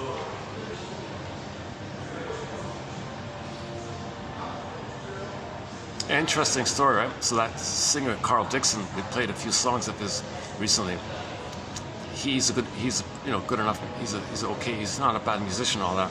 So he doesn't have prenatal trauma, but he had a major trauma as an adult, driving on the wrong side of the road. He forgot that where he was driving, people drove on the other side. So he was barreling down the highway on the wrong end. A truck came in. He smashed in front. His car crashed up like a can or something. You can see the picture of it. Everyone says it's a miracle the guy survived. I don't even. Is it really? It's hard to believe it's true, but people keep saying it's true. There's a news report. Maybe there's some editing. I don't know if there's editing or it's exaggeration or if it's all fake. I have no idea. But the doctor was interviewed. And, oh yeah, we had all these operations and things, and he survived. And now he's in his 70s. He's bouncing around like a kid. He's in his 70s. He's totally fine. He can do backflips and he sings well and he's totally fine. So the trauma as an adult.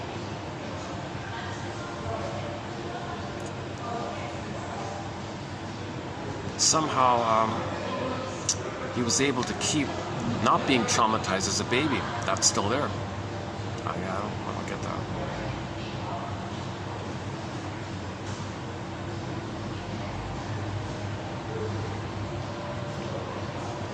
We played this song, First Time for Everything. Hang on. It's Always About a Girl, that one. His latest single is called It's About a Girl. And I played a few months ago, he did a live solo acoustic of the song, the Girl from Last Night's Dream. So we talked about dreams a bit. So we have 3 songs by the band Coney Hatch. It's About a Girl, First Time for Everything, and now we're gonna add the Girl from Last Night's Dream. And of course, their big hit is called Monkey Bars.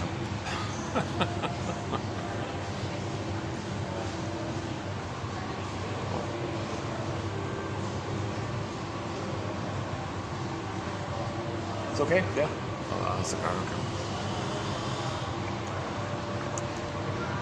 Yeah, I'm kind of nervous too. There's 2 business people sitting beside me. They step out for a smoke or something. They left all their computers alone like that. It's kind of, I'm worried for them. I don't want someone to nick it like that.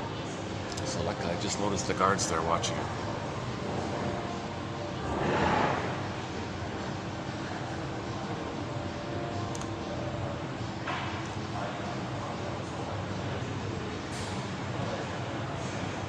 It's funny, when I played the music that those fellows took off from. The music, they didn't like the music. It's funny, a lot of people, it's funny, I played Zaz at the Swan place. I started playing the music El Boule Parini by Zaz, and the Swan got up, went in the water and just floated away, he swam away. The Swan was saying, this is not Tchaikovsky, I want to hear Swan Lake. Don't play El Boule, don't play some French pop song, play Tchaikovsky. So he took off, so the Swan took off. Now it reminds me, I played Delirium. These guys said, I don't want to hear this, so they took off. I think the music on our soundtrack's incredible. I think there's some amazing songs on our soundtrack.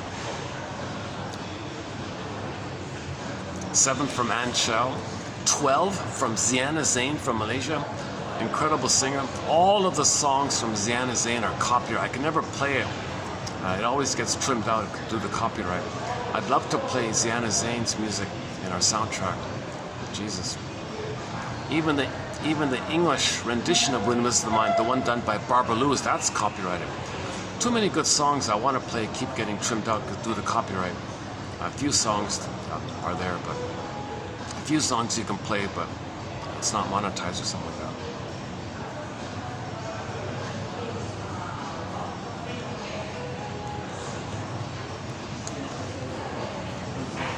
Okay, so the child's not ready. So back to the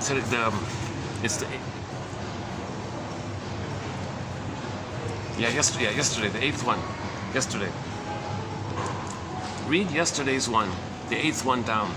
Here's a key quote. I'm leading up. I'm gonna add to this in a minute. So let's backtrack here. The weaning trauma is, broadly speaking, a consequence of the ego's inability to deal with the stress created by the recognition. Whoa! Self and mother are separate? Whoa, a lot of stress here. I'm supposed to recognize this now? So early on? It's too stressful. Boom, flash frozen, freezing trauma, weaning trauma. Now he's got a template. Now he's got a stencil, a schemata in the mind. Okay, so in other words, he's supposed to have I'm okay, you're okay. He's a person in his own right. That means you can have empathy for others. You can imagine what they went. You can imagine yourself going through what maybe they would have gone through to feel what they're feeling, and how you would feel if you went through what would you go through? You can imagine what they might have gone through, and how if you had gone through, like what would you need to go through to feel what you see them feeling? You can do empathy like that. You have feelings and you care. You have feelings like wrong with family. Okay? So you can do empathy with I'm okay, you're okay. Narcissism cannot do empathy. They only have entitlement. They only have like godlike entitlement. They can't do human empathy. All right? So that's why people with narcissism or any stinger personality pattern with all stinger personality patterns, bully pattern, Iago pattern, except they have a narcissistic portion to it. Not just the typical NPDs, okay, cookie cutter, exhibitionistic, voyeur, passive aggressive, waif, clinging, vying, etc. There's a turtle, etc. So all of the stinger personality patterns, trauma before 18 months, are made up primarily of the narcissistic element to it. Now the bully pattern is added elements, the Iago pattern is added elements, and so on. But in the narcissistic dynamic, the template in the mind is they're a baby god, they're a king and a god, they're entitled to receive. That means in the memory, the breast is the thing they own. The baby thinks the breast is the thing, like a thing, a possession of his, and it's supposed to behave and feed him and serve him. He can dump out his anger. The breast will soothe everything and give him love. The baby is allowed to say, "Mother, I'm upset here." Mother recognizes, "I'm sorry," and provide the love. So he expects that kind of dynamic.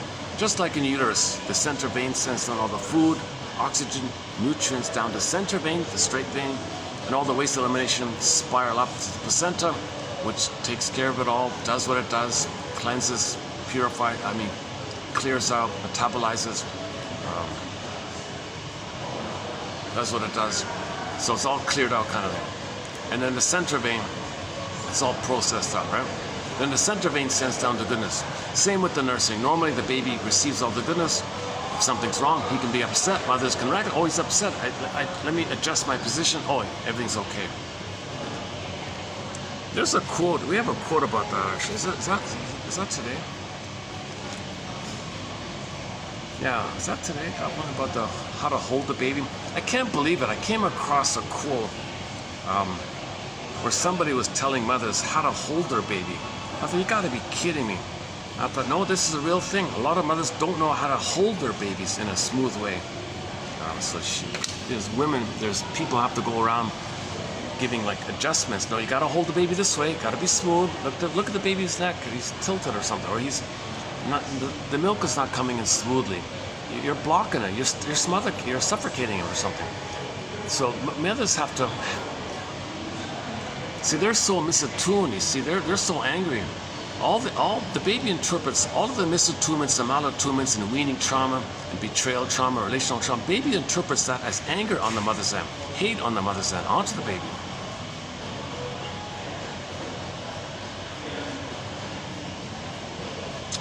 Then the imprint is mother's not friendly. Okay, then he goes to life with jungles, thinking the world's a jungle all the time. Okay, so one clue to narcissism are their slogans of life. Oh, no apology, never don't tell the truth, don't trust, all that typical, he's a sucker, all those kind of aggressive, kind of my greedy, your greed, either or mentality, oppositional thinking, adversarial thinking, this kind of jungleism thinking. This is still the timeless place of the amygdala, because the amygdala only does care about survival. The amygdala is nicknamed like the iguana and the dinosaur and the lizard and things. The amygdala only cares about the stress response. So that's like an iguana is always just trying to survive. The amygdala, and that's just sending us cortisol to run. Now, if we can't run, might space out, possum, deer in the headlights, or in the baby's case, he can't fight, but he might have fantasies of fighting, gobbling, devouring fantasies. Now he's got these fantasies, these oral rage fantasies. It's really something, you know, it's really something that the poor baby's got to end up with anger that he's supposed to fight with the giantess in the nursery. Baby's helpless, and he's put in a position where he's supposed to fight with the giantess in the nursery. He's got no motor skills, he's helpless. What do they call it? Helpless, inexpressible, what do they call it? Inexpressible fury or something? This voiceless, inexpressible fury. The poor baby's, so he just has, so he's in fantasy land, right?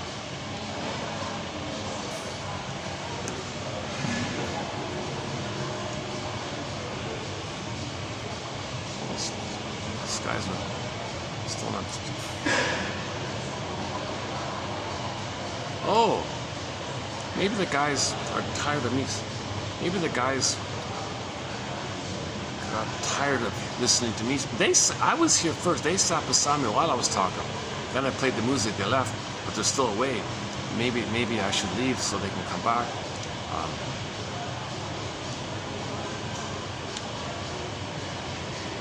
Things are busy around here. Okay, never mind. Okay, when they come back, maybe I'll go back to the outdoor part.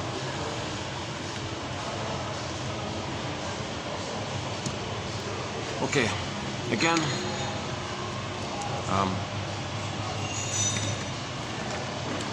the 8th one down from yesterday. The weaning trauma is, broadly speaking, a consequence of the ego's inability, or the child, or the baby's inability, the baby's mind's inability. Okay, the baby's ego isn't developed yet. He doesn't have a conscious reality ego, what's going on, ego, awareness ego, it's not even there yet. So he has an inability to deal with all this stress created by, wait a minute, you mean mother is refusing me? I'm supposed to recognize that we're separate, like there's two here? I'm not ready for that. I can't handle this, too much stress. It's too painful. I'm not ready yet. So this is the mother's misattuned. She's not on the same track. They call it entrainment, the same wavelength. They're not. Mother's missing it all the time. So she might be angry and resentful, or the anniversary reaction. So in her anger, she hurts the baby now she has lifelong control over the traumatized baby. If she traumatizes the baby, there'll be a trauma bond, and she always has power over the baby because she'll always know how to press the baby's buttons. Because the more the baby's hurt by the mother, the more the baby clings to her, depends on her, turns to her. Maybe the mother wants that to get supply, to feel important. Mirror, mirror on the wall. If the mother is saying mirror, mirror on the wall, she can't love the baby. So the baby's going to be hurt by this. She's supposed to give when it's supposed to be about her. She hates this idea.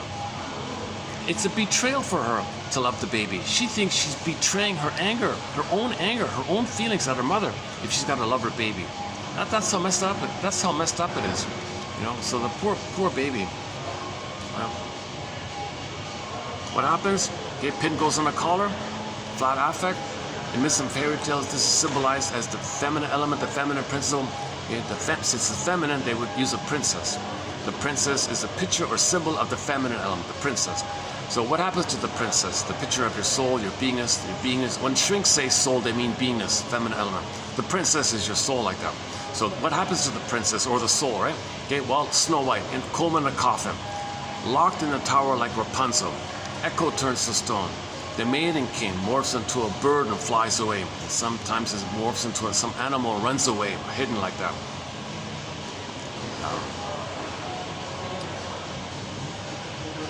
Okay, there are other versions of this. Oh, the back. Oh, that's good. Okay. I felt worried for those guys if someone walked by. They're just right by the exit. Someone walks by and grabs their laptop or something like that. Jesus Christ. Yes, they'd be on camera, but what if the guy has a head covering or something?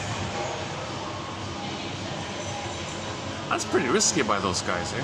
To leave their stuff unattended, just so close to the door. I was nervous for them. Luckily, the guard was just beside them, watching for. So the guard had their stuff, watched their stuff for them. It's nice of them.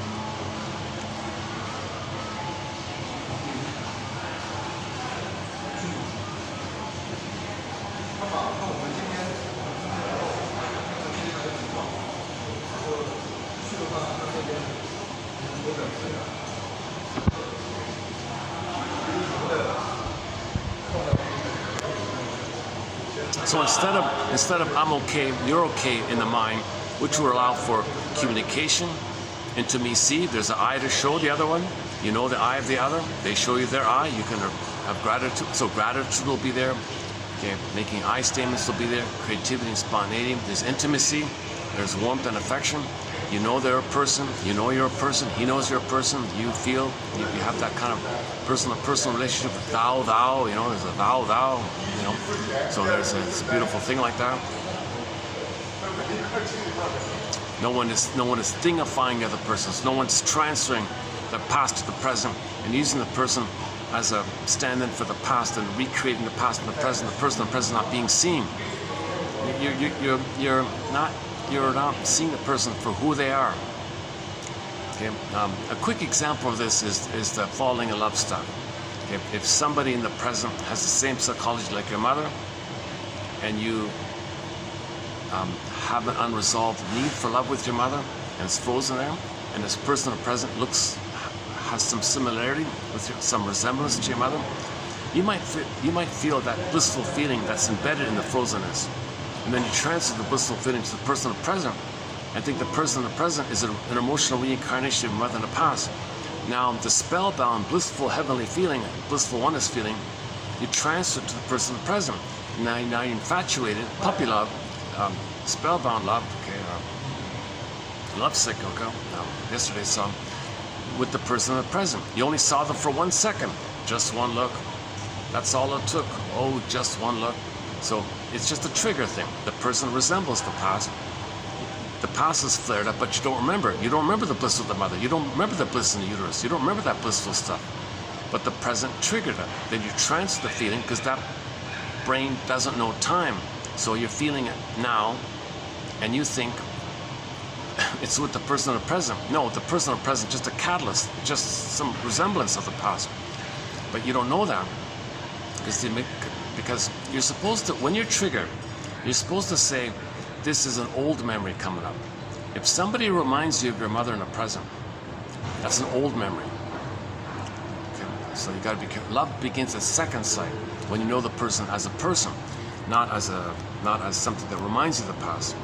Now, if they just remind you of the past, then you transfer the past to the present, then you say the title of the play, I love you, you're perfect, now please change.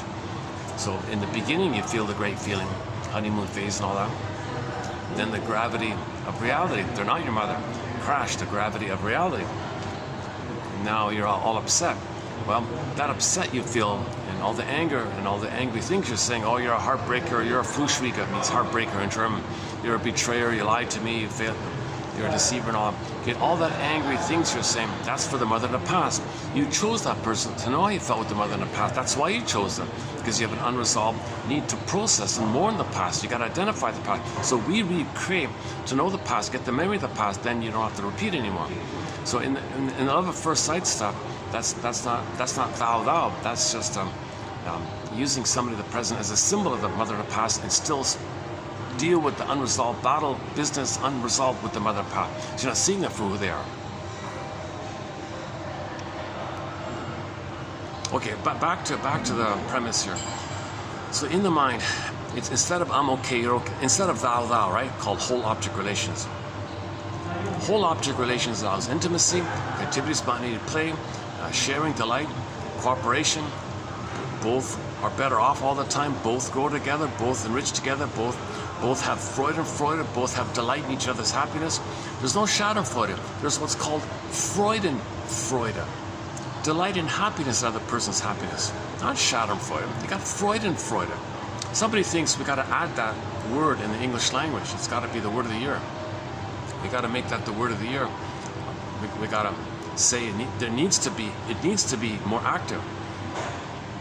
Just like now, recently, everybody's aware about gaslighting. That's a huge psychological awareness like that. Now we need to bring in Freudenfreude, he said. So in thou and thou, there's Freud, you're happy that the other person's success. Not out of idealization. Okay, not out of your need for the perfect mother, idealize them. Not an voyeuristic idealization thing. Just I'm okay, you're okay. It's simply called I'm okay, you're okay. Kind of thing. In the narcissistic mind, there is no I'm okay, you're okay mind. There's a I'm a God mind, and the other is the breast that should serve me. So that's the stamp, like a stamp, like those machines that stamp something. Right? It's stamped in the brain. That means you're going to life with that stamp. That means you see the world, interrelate in the world via the stamp. The stamp tells you you're a God, and others are symbolic things that should serve you and make you feel important. There's no gratitude, because if you get something, well, that's supposed to be because you're a king and a god and you're entitled. There's no gratitude, because gratitude comes with I'm okay, you're okay. If they don't have I'm okay, you're okay, there's no gratitude. There's no apology, no empathy, nothing like that. There's no affection. So you need so if the stamp inside is I'm entitled, others are things that should serve me, then they go through life kind of relating to people like that. That's why other people say, oh my God, this person doesn't see me or care about me. And they're sort of right. They just look for what they can get. And Lucy Holmes says everybody's a symbolic breast. They siphon dry or dump their hate on them, siphon dry, dump their hate on them. When it's finished, they find another breast. Everybody's just a breast because they're still in that mode. Because when there's trauma, you repeat. When there's trauma, you have the hope to fill in. Okay? You're still in the timeless amygdala. You're still trying to get it. So if you didn't get mother's sweetness and mother's oneness, then you might use people for that. You can use substances for it. You can use like cookies and ice cream and cigarettes and beer and wine, things like that, or activities. So you're trying to fill in something that's a mirage or a symbol of mother. So if mother wasn't there, you can only look for symbols of mother. So when there's trauma, Janoff's line is we have the unconscious hope for the fulfillment of old unfulfilled needs. So, but what are you doing in the present? It's not the past. So if you're reaching for mother in the present, but you're coming from the place of the past, real need unmet, what do you do in the present? There's no real mother in the nursery in the present. So you're only looking for some mirage or some symbol of mother, something that you think might represent mother. Usually food and money and things like that. So now you're grabbing ice cream and cigarettes and wine and material and money to fill in, to have it so that you receive mother's love.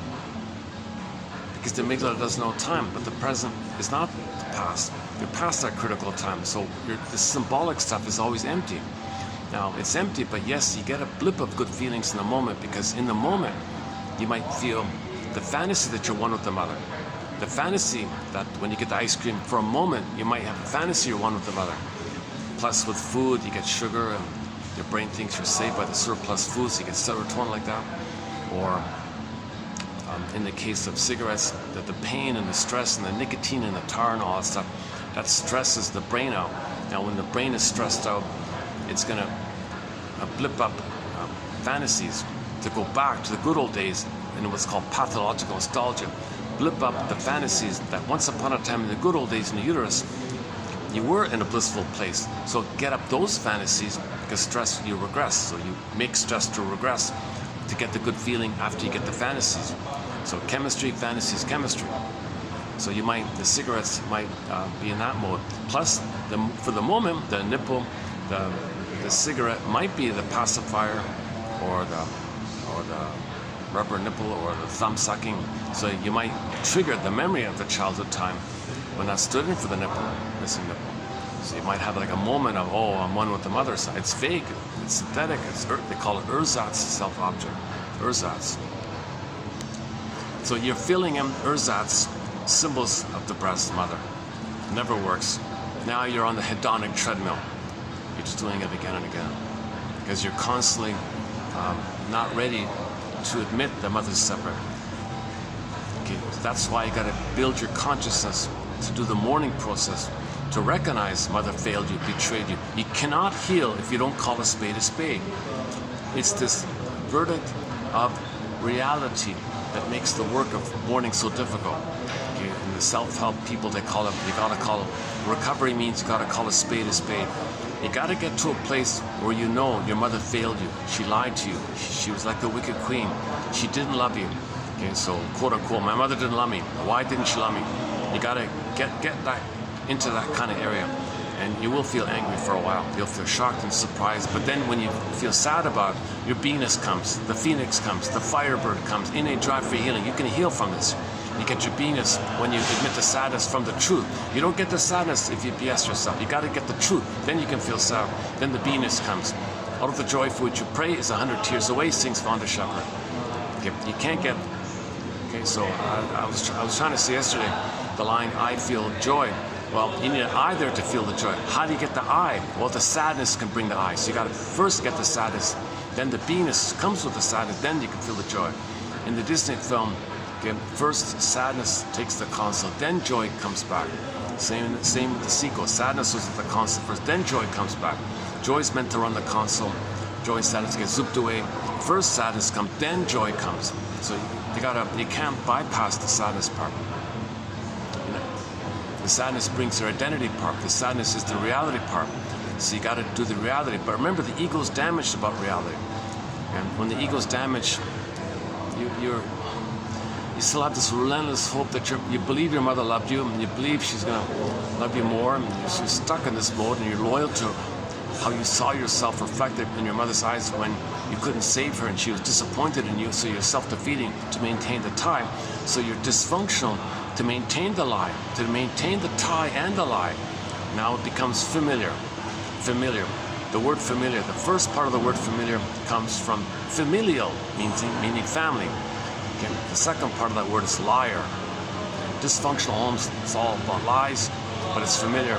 So you're dysfunctional because that's familiar, and that's the tie to the mother, the lie with the mother, the lie you received. Your mother lied to you.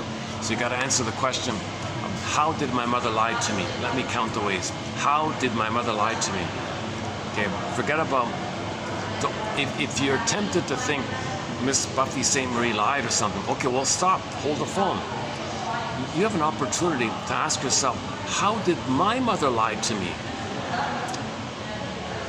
I don't think Buffy St. Marie lied to anybody. I think she's a victim of the 60s scoop. She was plundered. I mean, she was stolen from her mother. No records were kept. Raised by a suburban family. Took off when she was 17. And spent her whole life involved in indigenous fairs and writing songs about indigenous issues. And so she's very into that. Listen to Starwalker when she sings Starwalker. She thinks she's from the Cree people. The Cree people adopted her, and she became a member of the Cree. She might be Mi'kmaq. She says she doesn't fully know 100% which indigenous tribe, but if you look at her, she looks like she might be the daughter of a chief or something. You know, and she looks clearly indigenous. But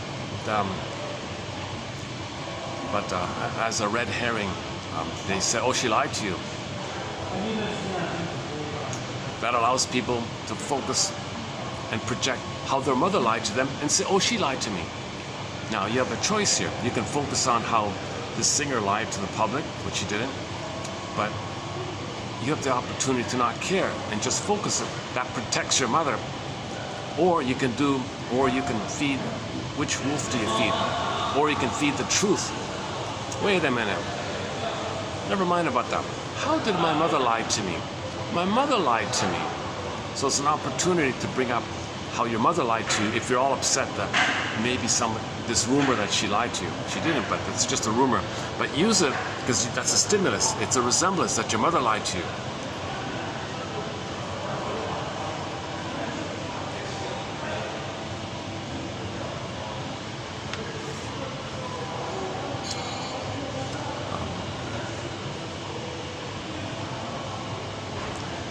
Yeah, let me take a little stretch here for a minute. Maybe I can leave my stuff here too.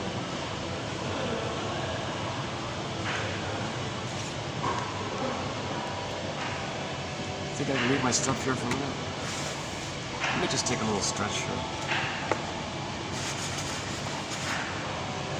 What if I do this? Just hide it a bit. All right. Let me just take a little stretch. One second.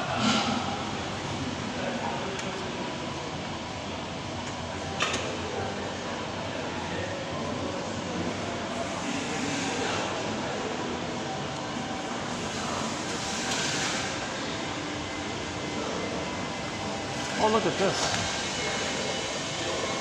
Oh, son of a gun. Hey, what if I sit back here? Oh, no, I can't. Where's the thought I could? This little space here.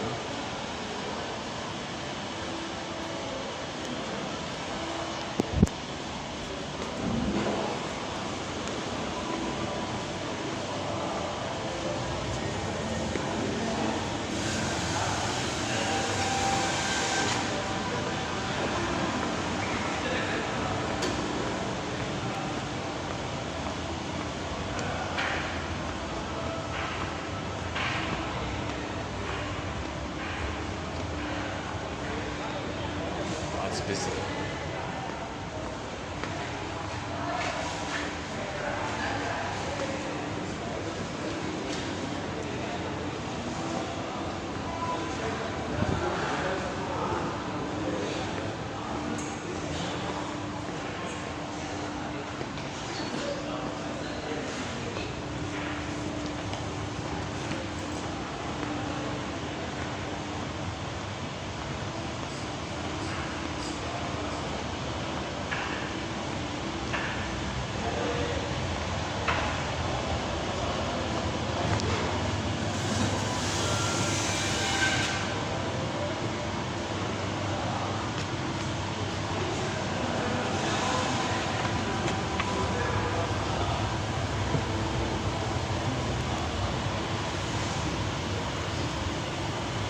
So if you know somebody who's egocentric, lack of empathy, all about them, because they're coming from that stamp in the mind, that template in the mind.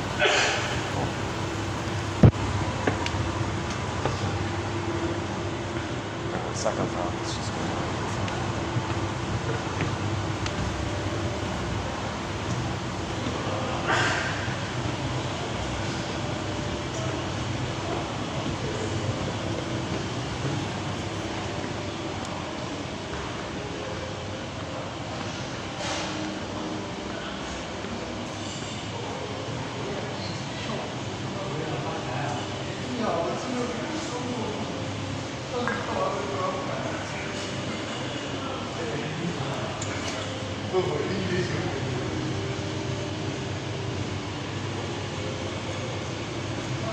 Now, just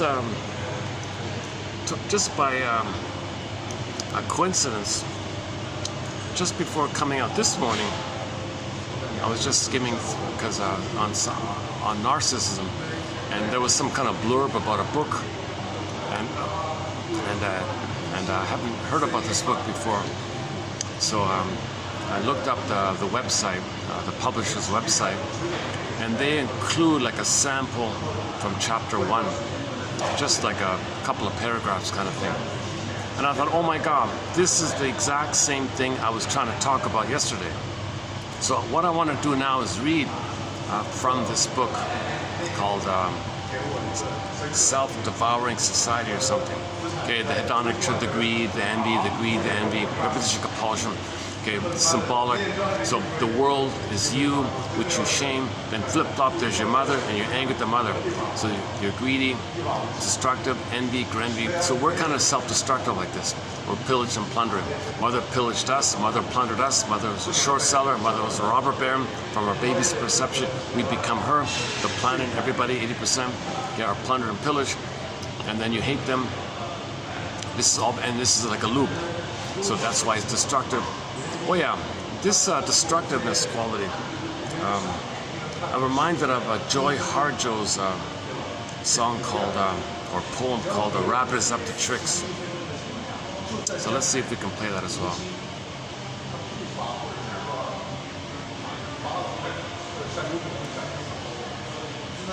So it's called repetition compulsion. The reason he calls us self-destructive society, because it's the compulsion to repeat. Mother plundered the baby. Okay, she was greedy. She was a robber baron, right? Mother was a robber baron. She devoured the child's soul, so to speak. The child becomes like her, then does unto the world and everybody a reflection of the inner state. Our behavior outwardly is a reflection of the inner state, as above, so below. So if the memory inside is that mother was a robber baron, i.e. we were angry at the mother, made a scary picture, put it onto her, and we think she is what we felt, so she's the robber baron, because we felt like a hungry wolf with our needs not met. So the mother's a bigger hungry wolf. So now in the repetition compulsion, you're the aggressor to have some identity. So that means in your template, okay, in the repetition compulsion, others are you, which you shame and plunder and devalue and pillage, give poverty, because that's what's done to you. So 20% giving 80% poverty, that's a reflection of the emotional poverty that the top 20% felt. Okay, that's a reflection like that. And then flip-flop, the one you give poverty to, you think is your dangerous mother, and you're angry at them, and you hate them. This is all very destructive. Then you do it again. The memory of mother plundered you, so you plunder the planet. Mother plundered you, mother plundered us. So we're plundering the planet as a repetition compulsion, timeless spinning, repetition compulsion of the one time of mother plundering us. So we're trying to remember that our mother plundered us. If we can remember our mother plundered us, we can stop plundering the planet. So that's why Joy Harjo has that song, "Rabbit is Up to Tricks." Hold on a sec. I have it actually queued up here. Hold on a sec. Let's see if we can play it now. Joy Harjo, yeah. "Rabbit is Up to Tricks." Is this gonna work? Alright, let's try this.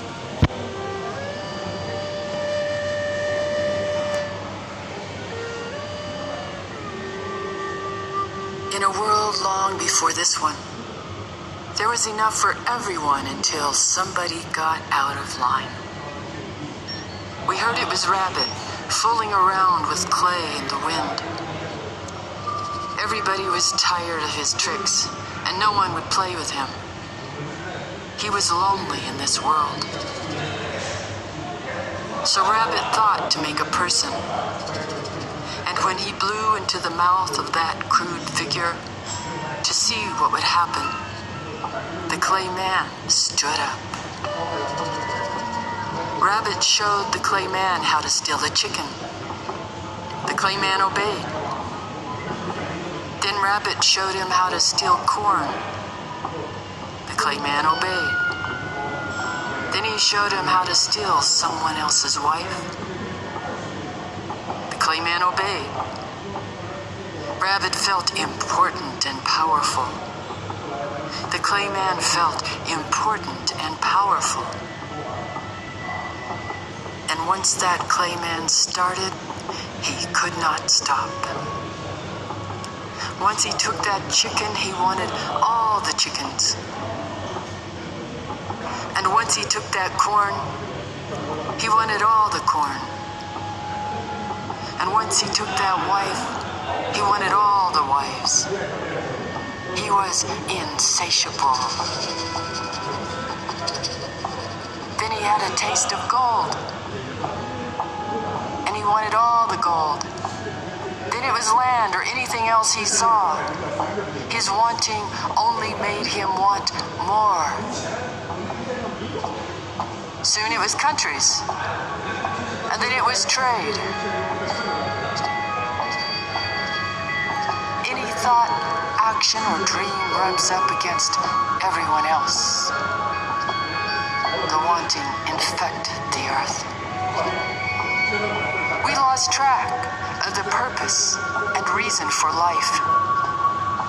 We began to forget our songs. We forgot our stories. We could no longer see or hear our ancestors or talk with each other across the kitchen table. Now, Rabbit couldn't find a drink of fresh water. Forests were being mowed down all over the world. The earth was being destroyed to make more, and Rabbit had no place to play. Rabbit's trick had backfired. And now his clay man was too consumed to run with him. Rabbit tried to call the clay man back.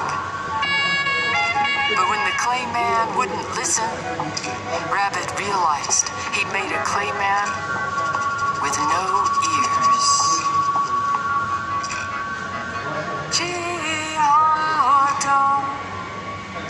Chazari,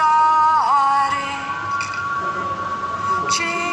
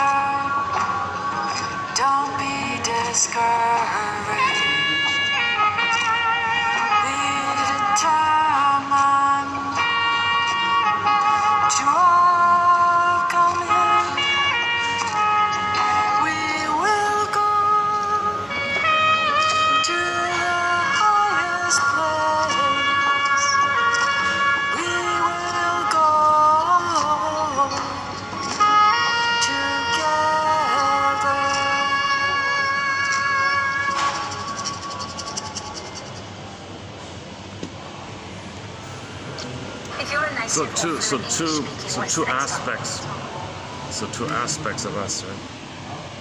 So the rabbit is just the psychic mechanisms within identification to the aggressor, all this activity within, like bouncing around rabbit. So that's just a symbol of all. It's a symbol for defense mechanisms, repetition, compulsion, identification to the aggressor. This like rabbit is like the tricks like that. Okay, so defense mechanisms are like tricks of the mind like that. And it makes us dumb like the clay person or something. So, and then we don't listen, right? So we can't know the truth. So that's why the idea was the clay man had no ears. He's not listening. So we're stubborn. We're not listening. We're not listening. We hear but we don't listen, or we listen but don't hear. One of those two. So we have to like be a detective. Begin to wanderlust. So that song's coming up. I think it's next month, either in March or April. The lead singer David Surkamp of Pavlov's Dog, he announced last year that song's coming out roughly in springtime of 2025. Wanderlust. So we gotta wonder. Okay, speaking of wonder. Actually, I think there's a live Rabbit is up to check. Here's a live one. I'm not sure. Okay, let's check this one out.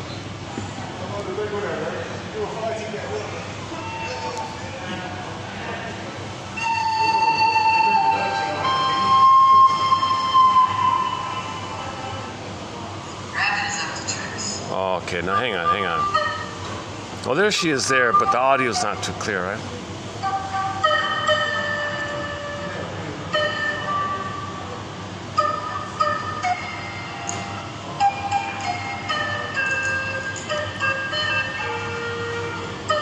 Oh, she's playing the flute too, okay.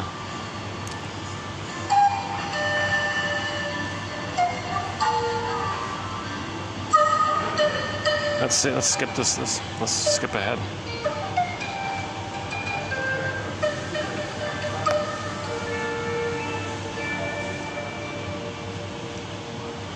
In a world long before this one, there was enough for everyone till somebody. That's not too clear, right? But the before one was okay, right? From the CD, right? This is from the CD. This one here. Oh, that's okay, right? That one there. Rabbits up the tricks. Minding through the Milky Way. Is that the name? Long before this one. Okay, that's the CD There was album. enough for everyone until somebody got out of it. Somebody got out of line. We heard it was It's an accident. It's an accident. We accidentally traumatize ourselves. So then our mind did these tricky things called the trickster energy, symbolized by the rabbit. So you got to study the rabbit, study defense mechanisms. Rabbit is up the tricks. That means study defense mechanism. Projection, projective identification, okay, blaming and scapegoating, emotional triangle, identification with the aggressor, reaction formation, repetition compulsion, symbolic acting out. When real needs are not met, we end up with symbolic needs, defensive needs, okay, searching in a mirage like for the missing unmet needs because we're frozen with the template because we still have the hope to get mother's love so we can develop and be ourselves. We have stunted development. We want to get out of the stunted development. We want to lift the anchor on this fixation, this thorn, this piercing kind of point. So you want to release that and have emotional freedom. That's the Firebird feeling. So that's why we need these theories like that. Okay, so this quote I was talking about, here's a continuation of this. I haven't really read it. I just sort of skimmed part of it. So I didn't really fully prepare, so let's give it a try here. This is a French guy. So I'm gonna, so this guy from France, never heard of him before, named Jappe. Jappe or Jappe. J-A-P-P and then E. First name Anselm. Now that's his book there. Showing up. It's called The Self-Devouring Society. So normally I wouldn't bother with this kind of thing, but he does talk about narcissism. I don't know if I'll ever get it or something, but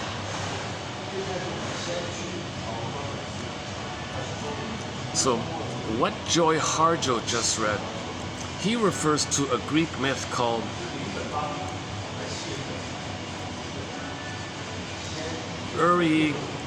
Shitten. Oh, way up. E-R-Y-S as in summer, I-C-H-T-H-O-N. Yeah, however that's pronounced. It's showing up there. I don't know if I got it. Okay, the Greek myth of Eri, Shatan or something. The Greek, so there's a Greek myth. Okay, let's just say there's a Greek myth. So long ago, the Greeks were aware of this issue, like the indigenous people, like in her poem there. So there's a Greek myth, never heard of this one, about some kind of king.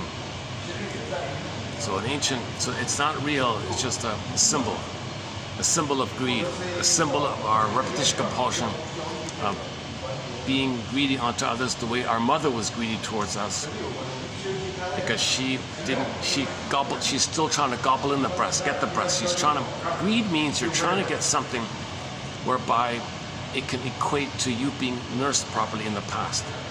but the present isn't the past, and you don't know time because the amygdala doesn't know time. So that's why you gotta build a seahorse by making inferences and interpretations to get out of this. But if your seahorse is down and your amygdala is running the show, that leads to all this repetition and this greed like that. So the intuition of the mythologists back then, the storytellers back then, one of them is this guy about some guy who was always hungry. Here's a king named Erysichthon. That's his name. This guy, King whatever, King Erysichthon.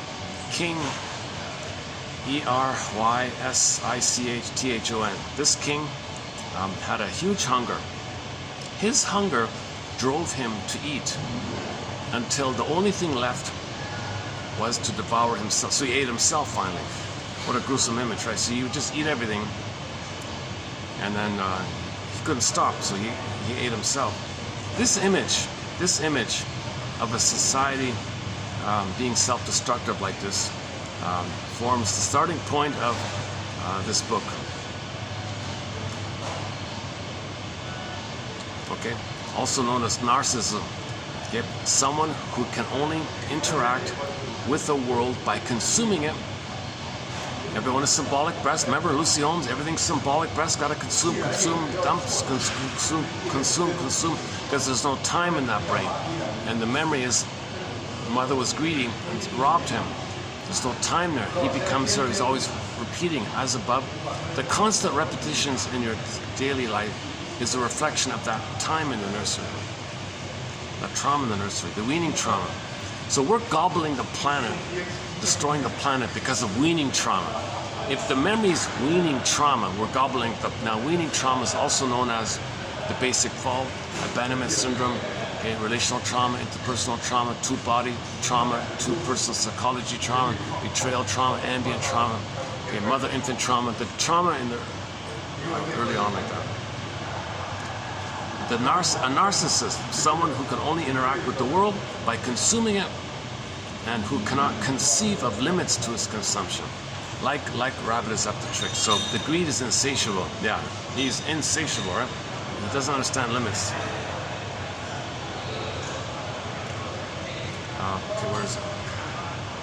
One second. Let me get the sample page. Where is it? Oh. Where is it? Hang on a sec. What happened? Add to cart. No, I don't want to add to cart. What happened to the sample page?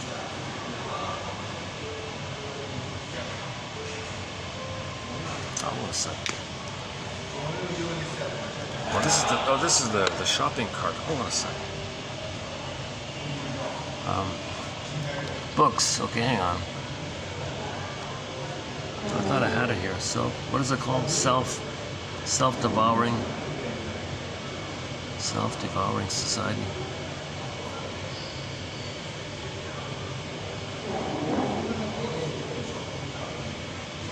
Self-devouring. No results. Oh, for Pete's sakes.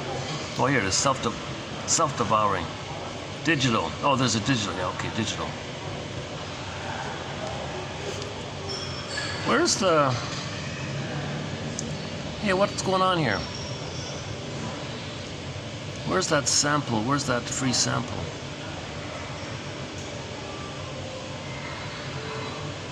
Oh, for Pete's sakes. Hey, what happened?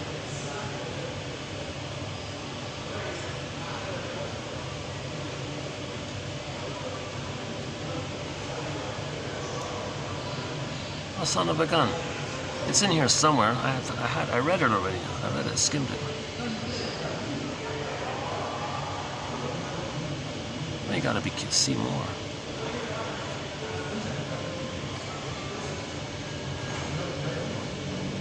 What the hell?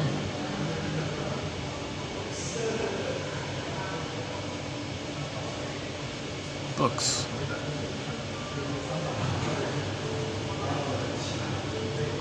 This is some like an alternate, like a self-publishing or some obscure. I never heard of this before. Like a voice for the voiceless publisher kind of thing.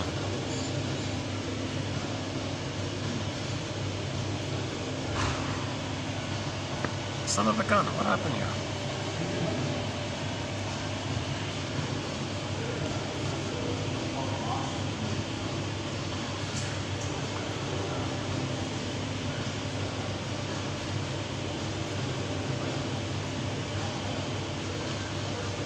You gotta be kidding.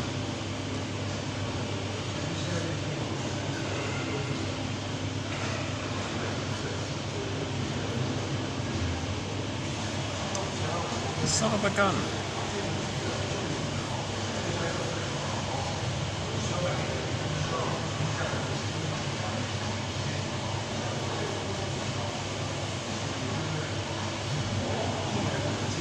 Where's that free? They gave you this publisher gave you like a free sample. I don't see it here for some reason.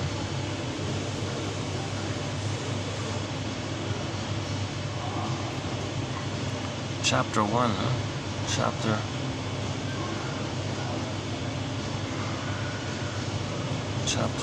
1.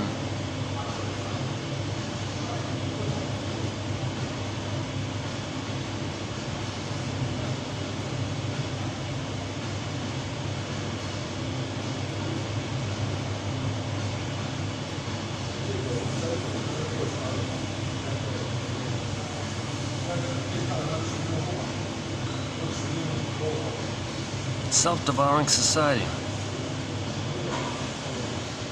PDF, what's this? Hey, is this here? Oh, maybe there's a free copy here. Hang on a second.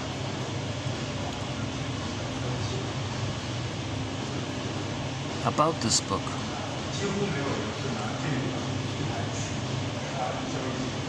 Oh, you gotta subscribe to it or something.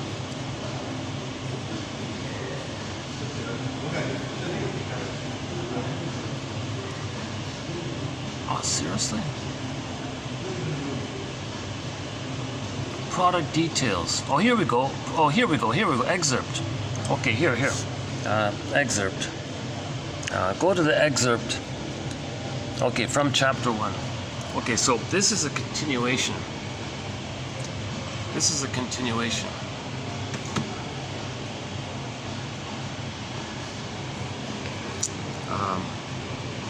Of what I was just talking about. The psychic mind, okay, the narcissistic mind is I'm a god and the breast is a thing he owns, and then he applies that and sees the world in that manner. Okay. So his whole book is an extension of that idea.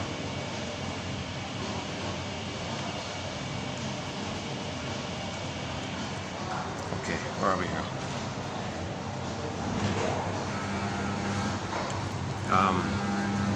Okay, the narcissist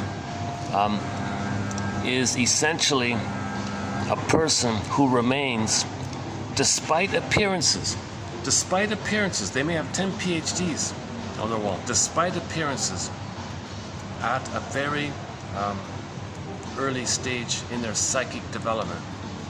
They perceive, like the newborn, the whole world as an extension of their own ego. Okay, baby thinks the breast is their possession.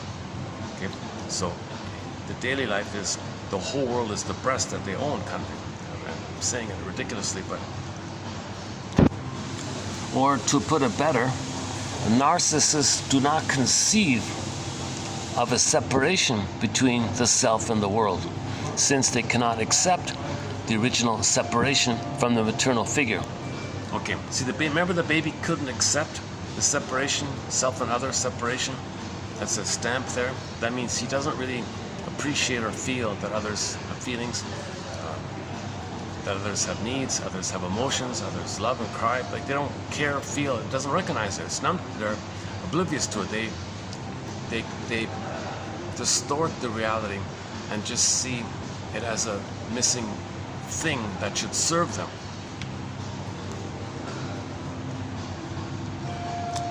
Narcissists do not conceive of the separation between the self and the world, since they cannot accept the original separation from the maternal figure. In order to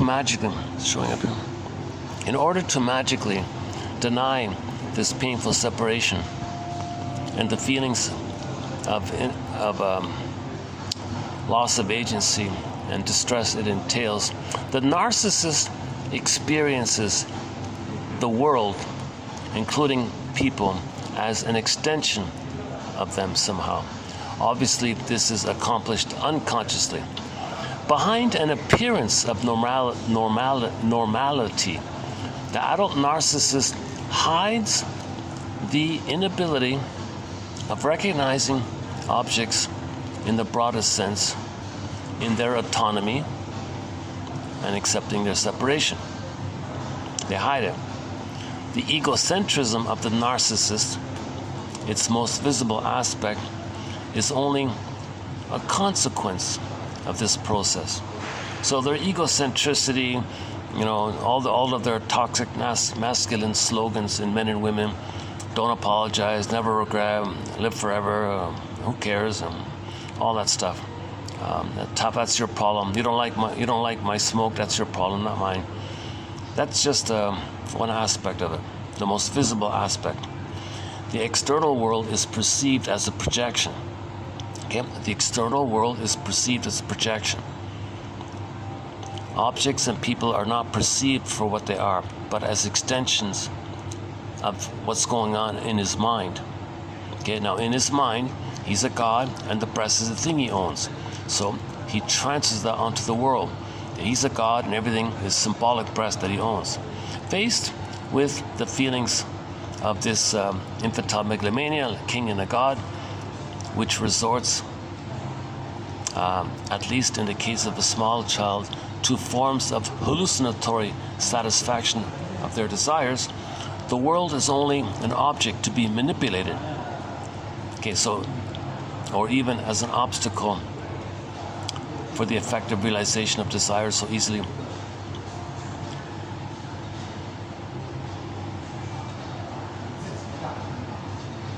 Okay, so let's borrow the line from Kimberly Harding here. Kimberly Harding's example for this is as a comparison. Imagine, just in general terms, a child. Her example was a little girl playing with her dolls and all this. So she assigns roles to her dolls. She owns the dolls. Dolls are things, and she gives them roles, assignments. All right, doll number 1, you play this role. Doll number 2, you play this role, okay? And she's the center and gives them roles, and she controls the dolls. The dolls are things, and roles like that. So she's the center. It's her world. It's her dollhouse. The dolls are her possession, like that. Now, in normal development, the kid enjoys real people and real relationships and real feelings and real venom, and gives up the doll fantasy. The narcissist is still in the dollhouse. He assigns roles to people and thinks they're dolls that should serve him. That's the idea there. For more on that point, read Kimberly Harding's book called You and the Narcissist. Just a very good little self-help book. The physical body of the narcissistic subject is also part of his potentially hostile and refractory external world. In the division between the narcissistic self and the world, the boundaries of the external world begin with one's body. The latter can resist the self and painfully reminded of its limits, as well as the irreducibility of the external world to its desires.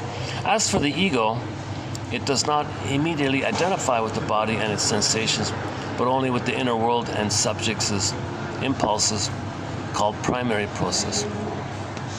Of course, the narcissism referred to here does not consist merely in an excess of self-love, vanity, and the cult of the body, nor even in the cult of the ego or in egoism, as the more common use of the term suggests.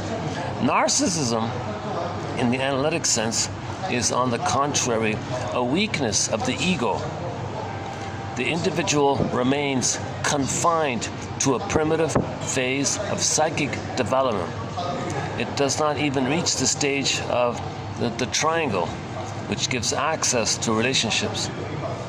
It is the opposite of a strong and healthy ego. Impoverished and empty because it is unable to flourish in true relations with external objects and people. It limits itself to reliving the same primitive impulses over and over again. So that's a pretty good extension of the quote yesterday, the eighth one down.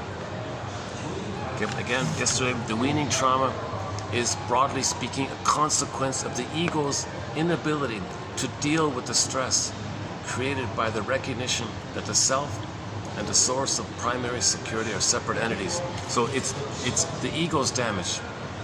So narcissism is about, he doesn't have a healthy ego.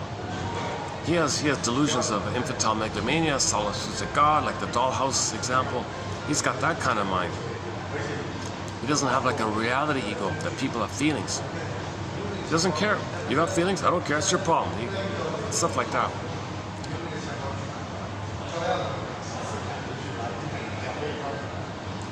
So I'm going to assume the book Devouring Society is because if everything's symbolic breast, okay, and he's trying to fill in where a memory of having been loved by a breast should be, and it doesn't work, so you're still scooping like that, you're kind of gobbling like that.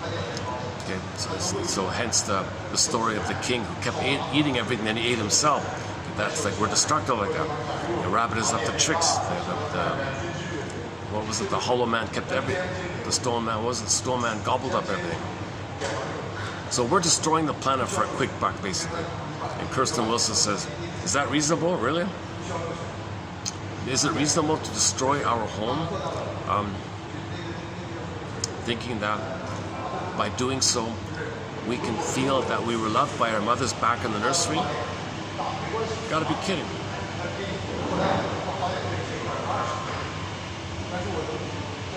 And now that I've cooled off a bit, finally, let's see if I can go upstairs. Well, let's check the battery. 49%, 438. Okay, so this time the battery's holding up. Yeah, okay.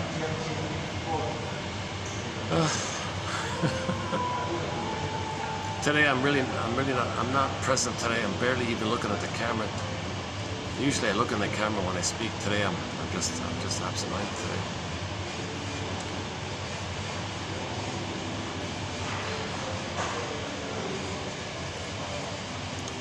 Okay, let's take a peek outside, back to the 6th floor, see what it's like. Hopefully the construction will have stopped. Yeah, I think so, yeah. Okay, give me a minute to pack up here. One second.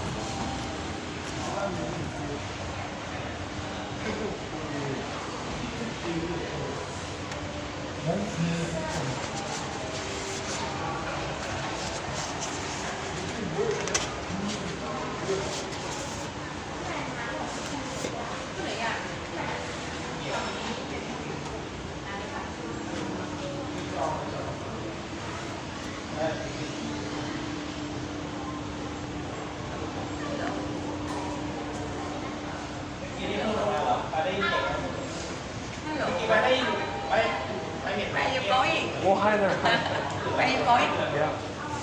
To the 6th floor. They have a function. Oh, okay, I'll check it. ปิ้งออกปิ้งนอก ไม่กินผีละเมออ่ะคุณว่าอย่างนี้พูดว่าอะไรถามเจ๊สิ เอาวันนี้ไม่ได้หรอ ปิงฝันว่าอะไรเดี๋ยวป้าถามน้องเองปิงฝันว่าอะไรคะ ที่นี่มีสระว่ายน้ำด้วยนะที่ตรงว่ายน้ ไม่หรอทุกวันประสิทธิ์ยังให้ฟ้ามาลิฟต์เหมือนที่หัวหินเลยเหมือนอาสามค่ะใช่ไหม ำยังไงเหมือน ถึงแล้ว วินนิ่งเขาโทรมาแล้ว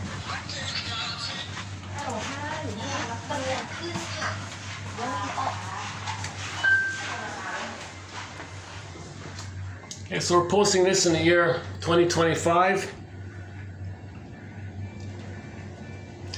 Happy birthday to the comic, to the reissue of the comic Psychoanalysis. 5 years ago, at this time, 5 years ago, 5 years and a week ago, the comic Psychoanalysis was reissued. Dark Horse Publishing. The best introduction to psychoanalysis is that comic.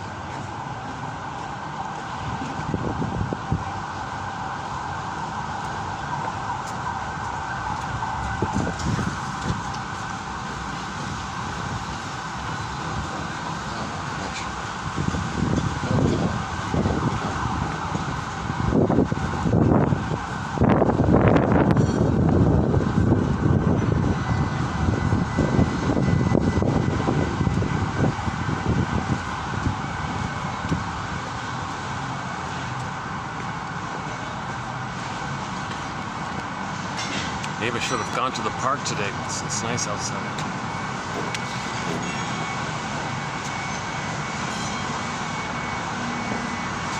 How's the lighting this way? Is it doable? Where do I get the best lighting? Let's see. Oh, I got the tree there. Oh, the construction is still going on. Son of a gun. Jesus.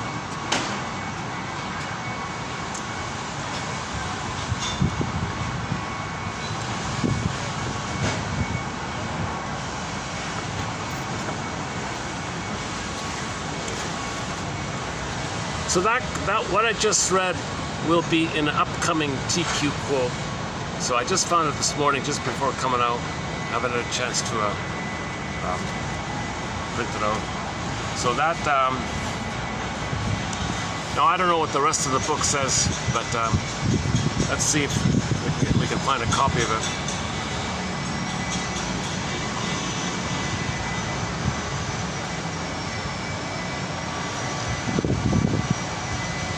So like Michael Jackson says in the song Man in the Mirror, you want to stop plundering the planet for a quick buck?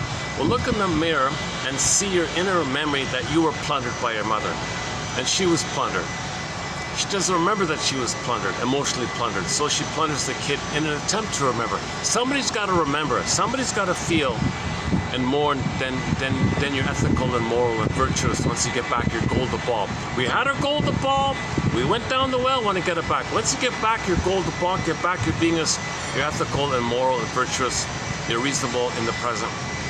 You don't repeat the past in the present is a repetition of the past, and you're just repeating the past, symbolically trying to get a better past, but repeating the past in the present doesn't change the past. So this is all an issue of time. We're dealing with a thing called time. Okay, the amygdala does not know time. And our memory and our trauma and our compulsion is being driven by this imprint in a part of the brain that doesn't know time. So it's a stubborn, like Miss Joy Harjo says, it's a stubborn clayman. It's just this clunk, like just this primitive, you know, anything that only cares about survival, it's like a, you know.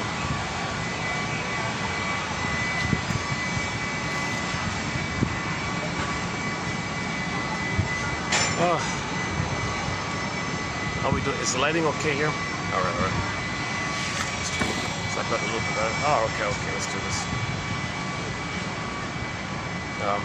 Oh yeah, so the quotes, so that's, oh Jesus, something's coming down here, hold on a sec.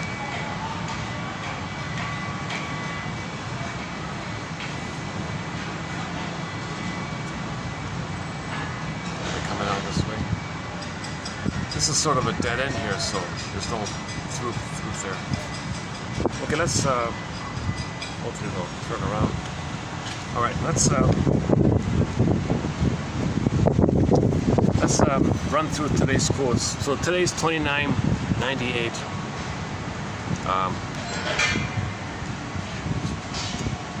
So let's say, so I did a preview of these quotes yesterday. A very interesting one is the maternal advertising. He says that when we're babies, we're not skillful as babies. We're not getting what we want. But when we grow older, well, we advertise our products to be symbolic mother. He calls that pacifiers. So you go to the department store, turn on your TV, ads here, ads everywhere. Everything is about just selling the product in terms of it being symbolic mother. Now you've got mother on tap. Now you're a professional baby, he calls it. Interesting idea. Supply feeding on tap. We have seen to it that this time around, this time growing up, this time physically growing up, this time, like the first time, we were failed, that the on tap was missing. Mother was unavailable. She withdrew her love supplies. She withdrew her sweetness and all that. So it dried out. She hurt us.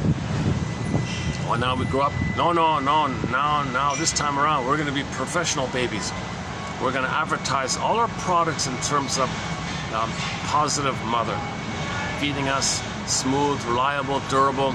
So you just in your advertising, you describe products basically by transferring adjectives of the breast onto the product.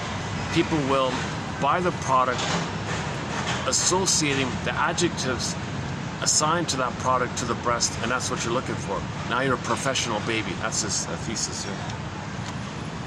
We have seen to it that this time our nursing relationship will remain a regular and attainable, if not always a self-controlled comfort. So now it's on top. Now we're gonna have mother will always be available. It'll be regular, no matter where we go. We can find ads, we can go to stores, we can buy stuff. Mother on top kind of thing. Because all the products will be, we will associate material as mother, material, matter, money, mother, material, all links to mother. In this way, each of us becomes what psychologist Gardner Murphy has called, quote, something of a professional baby. We have contrived to symbolize advertising along the lines of what each of us has earlier found in mother. Okay, it wasn't enough. Okay, so we have contrived to symbolize our advertising along the lines of what each of us has earlier found in mother, so that we may absorb back from it the largesse of her habitual, enduring acts of love. So the products are going to try to fill in. There's a missing, there should be a memory of having been loved. It's a hole there, a missing hole, a black hole, it's missing. The products, you buy the products, you think it's going to fill in. But the symbol of mother is not the actual mother. It's not a real memory of a mother. It's just symbol. And that's the nature of trauma. You look for mother still. And the amygdala doesn't know time. And you don't know the symbol. It's just a symbol of the past. You think it's really the past because the amygdala is driving you. That's the power of the unconscious. Or like the unconscious, like the puppet master. We're okay. Rabbit is up to tricks. Through this progressively formative and conformative process, we are casting ourselves by means of our advertising into a maternal world.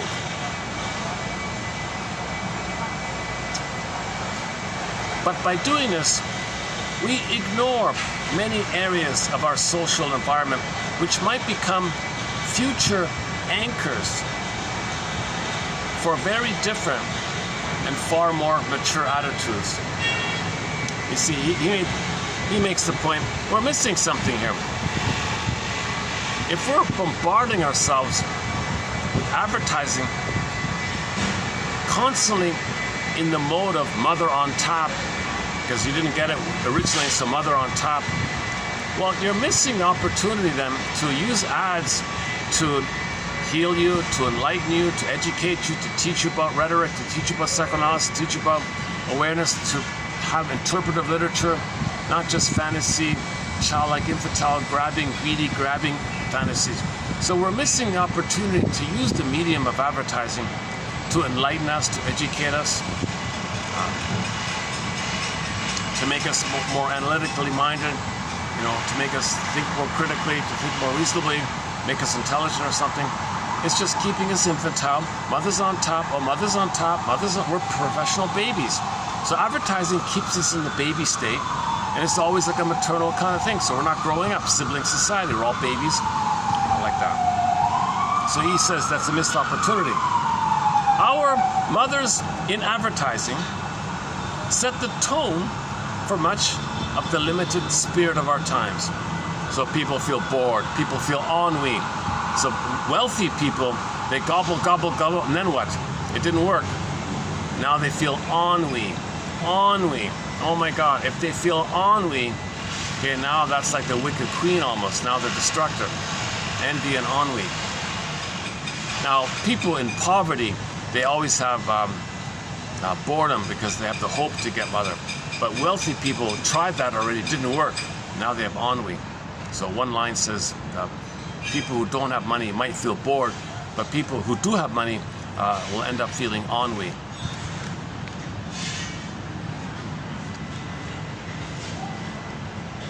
There was a Twilight Zone episode about that called The Trouble with Templeton or something. That guy there.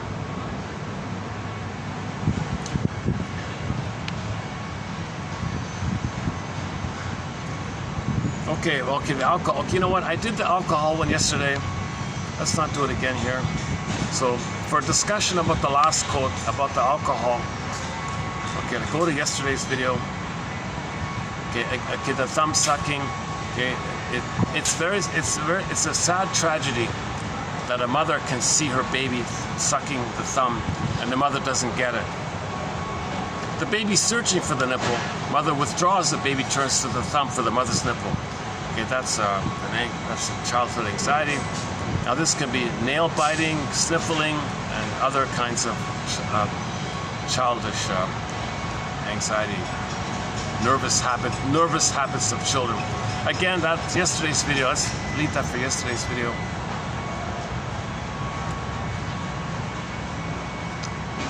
Okay, now again, when you're buying stuff, you think you're trying to internalize a good memory of a good breast to replace the bad breast experience. So it doesn't work.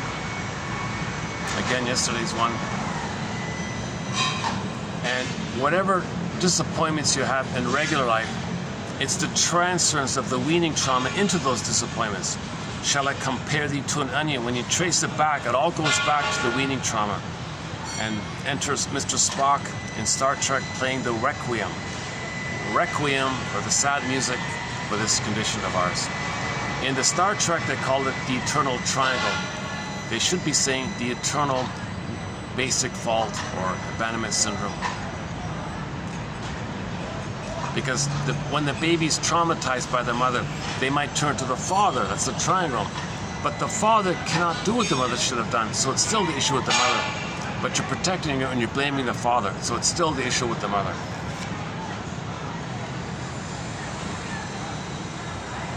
Okay, repetition, okay, the one about Freud here, okay, yesterday. Okay, the weaning trauma can lead to cynicism and resentment, and feelings of chagrin and disappointment yesterday as well. You know, to tell you the truth, I'm feeling a little tired at the moment. Let me just refer you, if you want a discussion of these quotes, can I refer you to the final hour of the last video done at the Swan Place. I think I covered it fairly well there.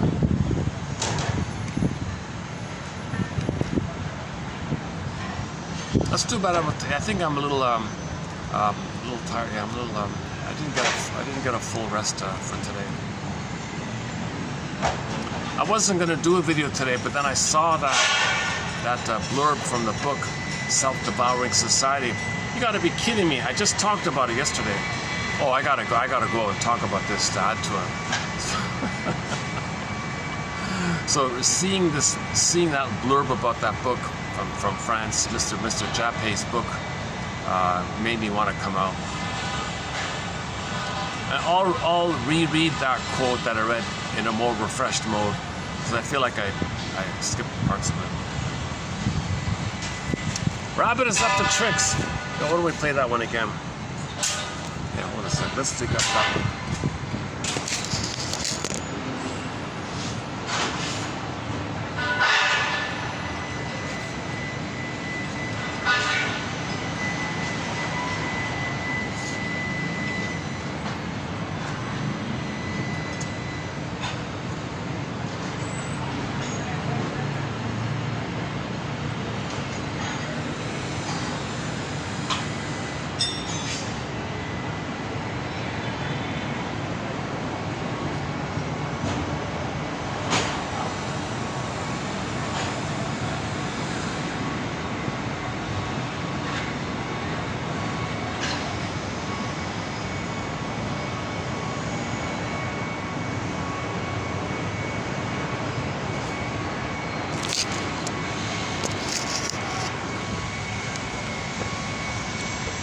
Hopefully the audio will get through.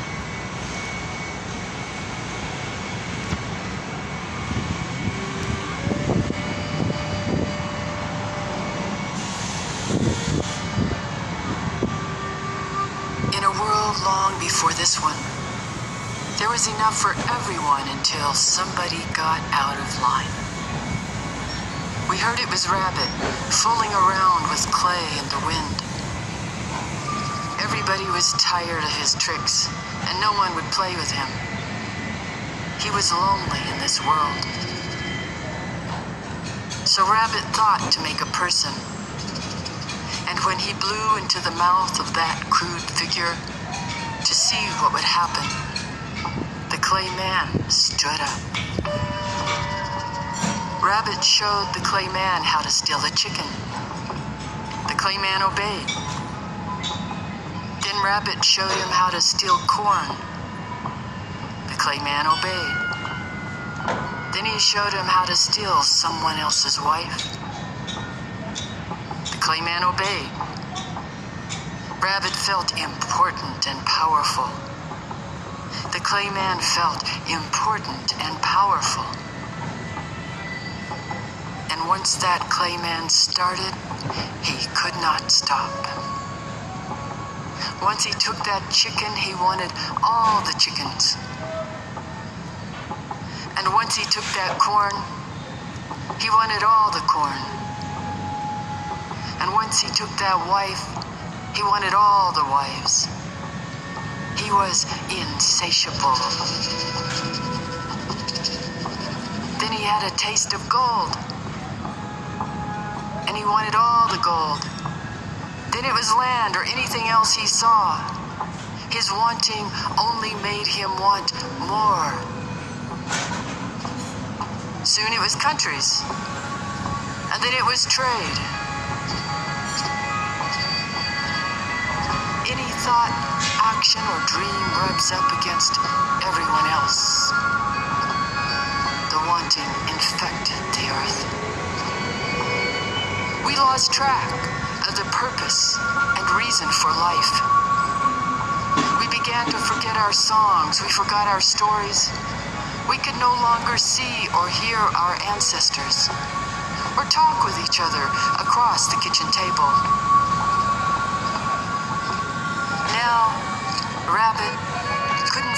drink of fresh water.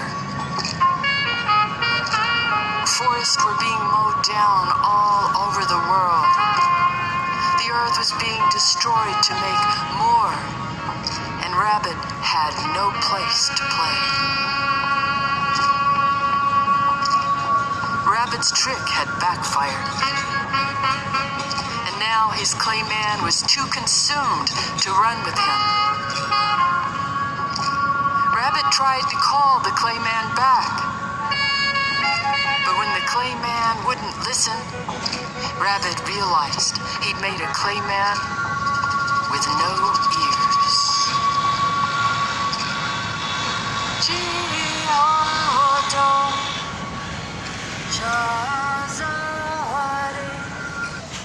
So just a metaphor for repetition compulsion, doing onto the planet what our mother did to us. We become the mother, the planet's us, and then flip-flop, the planet's our mother, and we hate the mother, so we hate the planet. Kirsten Wilson has a speech called "Ooh, My Soul." We'll play it here now, but she discusses a similar kind of thing. If destroying the planet for a quick buck makes sense, oh, please make me a simple person so I wouldn't understand such a thing. Please make me be someone who is loved so I wouldn't think such a thing. Only babies who are traumatized via the weaning trauma. Weaning trauma, that'll do it. Birth trauma, that'll do it. Prenatal trauma, that'll do it. You know, these kind of traumas on the baby. He's frozen there. Repetition compulsion, spinning around. And it's insatiable because you're frozen. You got to address the freezing. So that's the image is the thorn. Kirikou and the sorceress. The film there about the thorn. Kirikou and the sorceress. You got to pull the thorn. Now we don't pull the thorn, it happens naturally, but we can set up the conditions to allow the nature to pull up the thorn. When you pull up the thorn, that's like the release, that's the firebird, the phoenix, get back your feelings. Okay. In the Twilight Zone, there's an episode called Saturday, based on a book about the healing journey in 7 parts, named after the days of the week. Someday, moan day, dues day, wound day, thorn day, free day, Saturday. So on someday you gotta face all these someday beliefs. Oh, someday if I'm greedy, someday if I gobble, I'll get mother's nursing in the past. Someday if I keep gobbling and and I'm angry, so I'm envious, so if I can't get it, I'm envy, I destroy it because I want to gobble, I can't lose it, I got it. So that's like a someday thing. You think someday being greedy means you're going to get mother's love in the past. You got to face this nonsense. It's called, Martha Stark calls it relentless hope or unreal hope. You got to face that kind of thing. Someday, if I look for symbols of mother in the greed, it'll do it. Or someday if I show up to mother by treating others the way my mother treated me, a time machine will come and mother will apologize, do it right. You got to face these kind of fantasies of showing up to mother. Isn't it bittersweet? Isn't it bittersweet? You're so tied to her. This is the charming actress and television panel. Oh, how'd they get that? Oh, I just discovered this show, Password, yeah. Because of Carol Burnett.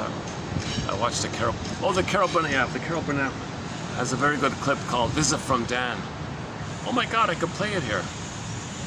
That's a thought, should we play it? Yeah, let's play it. Let's see if we can play it here. Visit from Dan.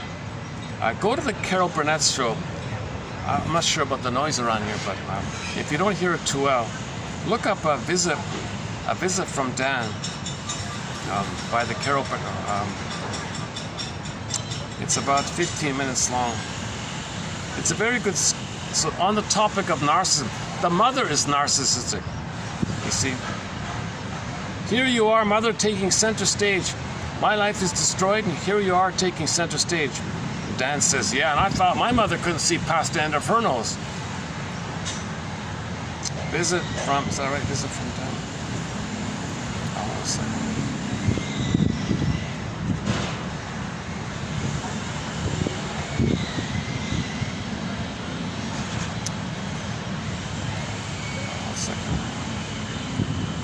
Carol, C-A-R, is it double R? Carol Burnett, one R. Carol Burnett. B-U, Burnett, is it one N, double T, is that right? Carol Burnett, let's see.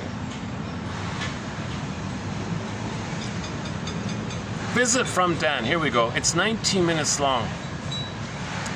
This is a very good clip. Let's see if we can get it. Let's see if we can play it. So you're going to see the actress Carol Burnett play a woman named Eunice. Okay, she's a housewife, 2 kids, no skills, and she's going to get a phone call from her husband saying, "Sorry, I'm not happy. I'm going to take off with the waitress. I'm leaving you for the waitress. My last chance at happiness." He hangs up and all that. So she's very upset about this, and the mother says, "Yeah, I don't like what he said about me." So again, the mother makes it all about her. Now Dan, the visitor, said was trying to comfort Eunice. You know, Eunice, I'm very sorry this happened to you. They say that when, you know, keep in mind also at some point that when one door closes, another door opens. So in the interim, you're going to find aspects of yourself that you didn't know you had, and you're going to become the free creature you were meant to be. Now the mother was upset by this because the mother wanted her daughter to be depressed, because the mother wanted the daughter to give her supply and attention. Dan was doing like a fatherly thing, trying to help her separate from the mother. The mother freaked out and said, "I don't know what spaceship you come from, sir, but get out of here. I want my daughter miserable, because then she'll turn to me, because I need center stage. I need supply." The daughter countered a little bit by saying, "Look, mother, Dan is being a human being here. He's talking to me like a human being here. Something you can't do, something you've never done with me. You've always thingified me. You always thingified me." So in the mother's mind, she's got a template where it's all about her, and the daughter is symbolic breast that should feed her.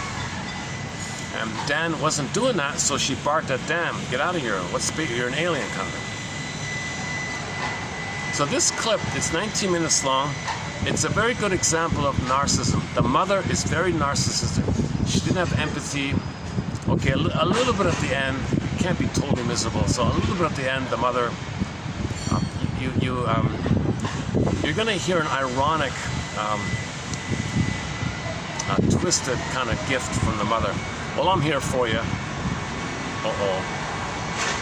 So the daughter can stay masochistic to the sadistic mother. At the same time, you know, maybe there's a part of the mother that feels badly about it.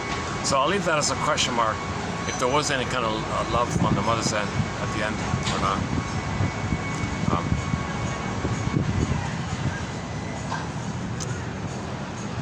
Okay, yeah, let's play it.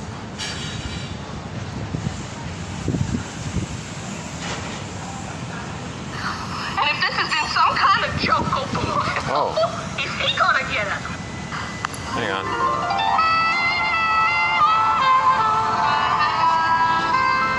Oh boy, where can we get the lighting here?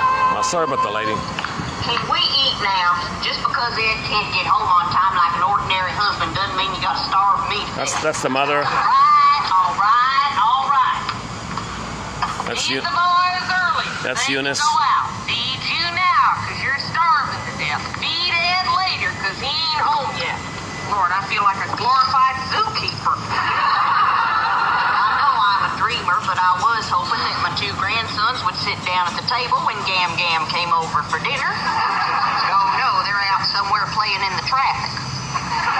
They are not playing in the traffic. The boys are over doing their homework with their friend Buford.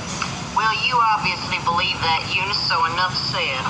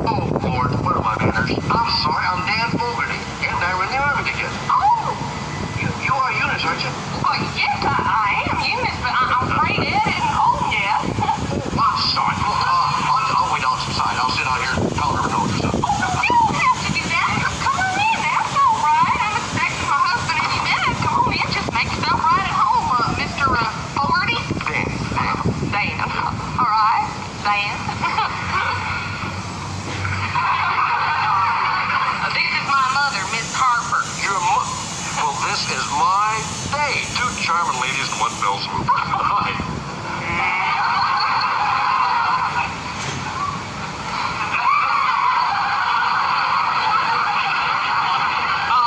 Dan, why don't you make yourself at home? Just sit right down there. That's a comfortable chair. Lord, I'm so sorry. The house is in such a mess. It's not up to snuff for company. Oh, this is nice. The whole effect is nice. It's cozy, charming, as clean as a whistle.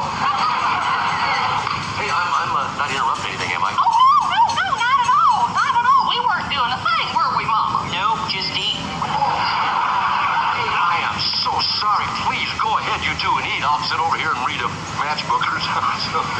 Wow, does that smell good? Well, it said you were a good cook. You're kidding. There's plenty more. Why don't you sit right down and join us, No, Daniel? I couldn't do that. I would, well, if you're going to twist my arm, okay. I'll just get you a plate and a fork. Oh, that'd be nice. Eunice? So your name's Fogarty? That's right, but I sure wish you'd call me Dad. Well, I'm not as free and easy as at the drop of a hat as my daughter here, so if you don't mind, I'll just call you Mr. Fogarty. Well, I always think of my father as Mr. Fogarty. At least that's what my mama told me.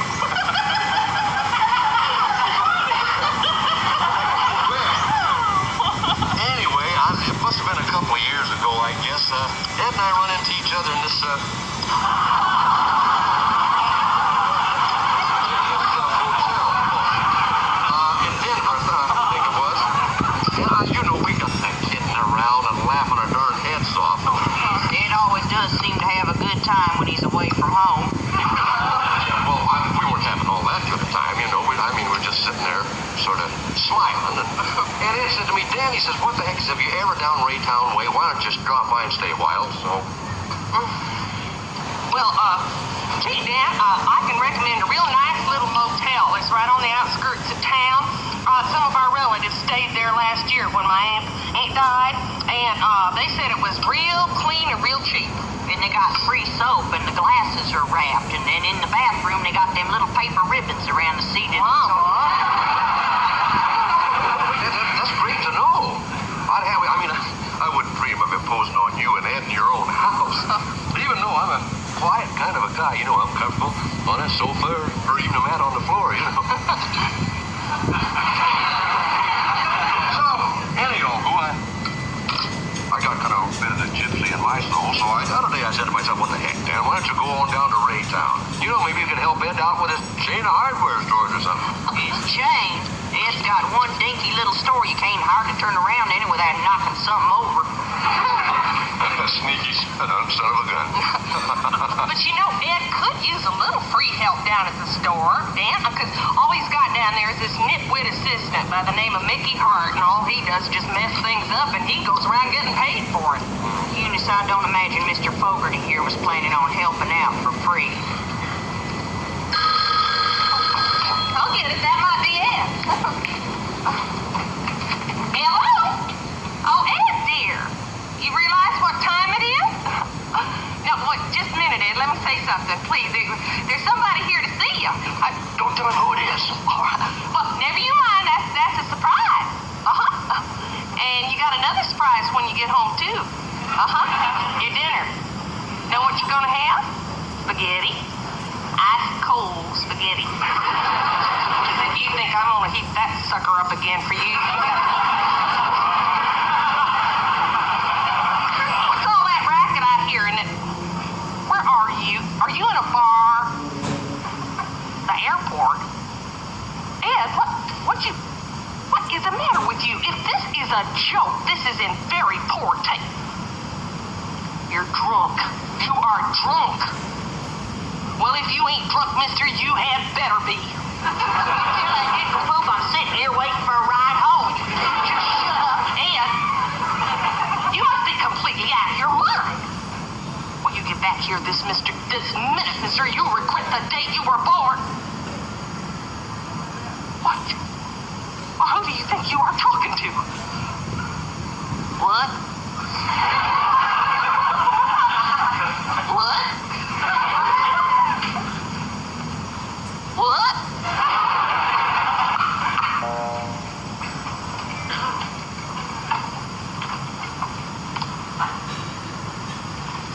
Eunice. What is it?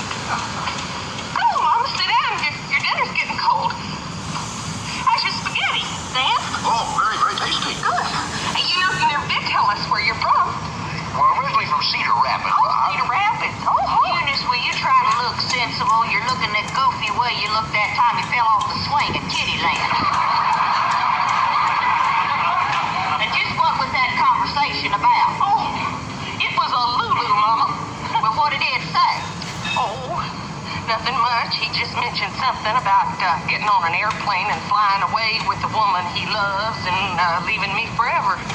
Isn't that funny? Well, that's just plain impossible. You know, I can't remember the name of the movie where this exact same situation happened to Irene Dunn, and she just had to laugh it off, and that's exactly what I am gonna do. Just laugh it off. Listen, you know what? I bet old Ed was kidding. You know what a great hitter he is. After all, he slept on bug over me all those years. I remember one night... Oh, will you shut up? Eunice, I want you to think real hard, darling. Now, were those Ed's words exactly? Because you know you don't ever get anything straight. Those were his exact words, Mama. Think you ever give me credit for remembering anything? Lord, even when I was a little girl, Dan, she used to make me write it down on a piece of paper if she sent me for just one thing at the grocery store, just one thing. But damn it, Eunice, one time you went for Aunt Jane's whole wheat bread and you came home with Aunt Jemima's buckwheat flour. Damn buckwheat flour for the rest of my life. You know, there was a couple of pictures where Irene Dunn had to laugh things off. Eunice, what were Ed's words exactly? Here is the whole conversation, Mama, and I'm only going to give it to you once, so you better get it. I picked up that phone and I said, "Hello, Ed, we have been waiting patiently for you." And he said, "I am at the airport and I just called to say so long, Toots." And I said, "You are drunk." And he said, "Drunk with happiness, Eunice." And then you started shooting off your mouth about something. And then he said, "I am flying off to Mexico with Shirlene because I feel I must grab love while I can. And I'll get me a lawyer as soon as I get where I'm going, and I'll call you, and don't worry, I will always support my boys." And I said, "You must be completely out of your mind." And he said, "I am thinking real clear for the first time in my life, dude." And I said, "Just who do you think you are talking to?" And he said, "You can work at the hardware store, Eunice, with Mickey Hart. Even you can learn how to use a cash register." And I said, "What?" And he said, "Teach my boys to be tough little scrappers and think real good thoughts about their daddy." And I said, "What?" And he said, "Oh, and by the way, be sure and tell that mama of yours I'm going to be real happy never to look at her rotten, miserable face again." And I said, "What?" And then he said, "So long, Toots," and he hung up. Well, his last remark just proves he's never appreciated a single thing I've ever done for him. All I've ever tried to do is help that hopeless case, and what thanks do I get for it? Did it ever occur to you that my whole life, me being deserted by my husband, might be a little bit more important than an insult to you? I mean, do you believe this, Dan? My whole life is shattered, absolutely shattered, and there she sits, taking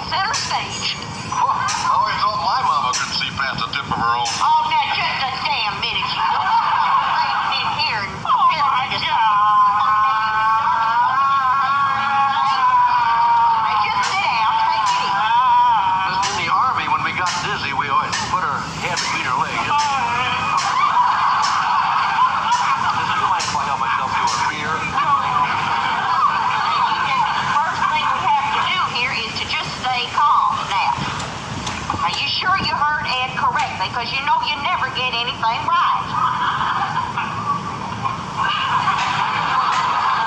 Not to say he really means it, Eunice. That doesn't mean he won't be coming back.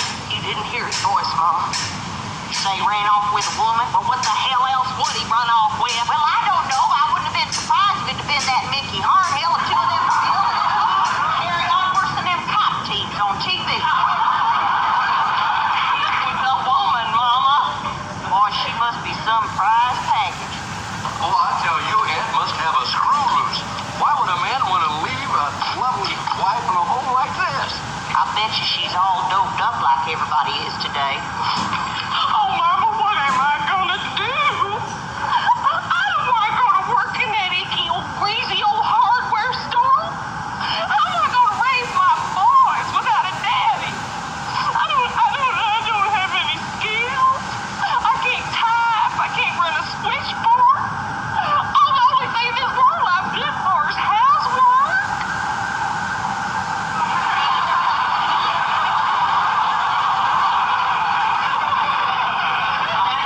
Everything's gonna work out all right. It always does. Oh, Mama, you think it will? Of course it will, darling. Now, Mama knows best, doesn't she?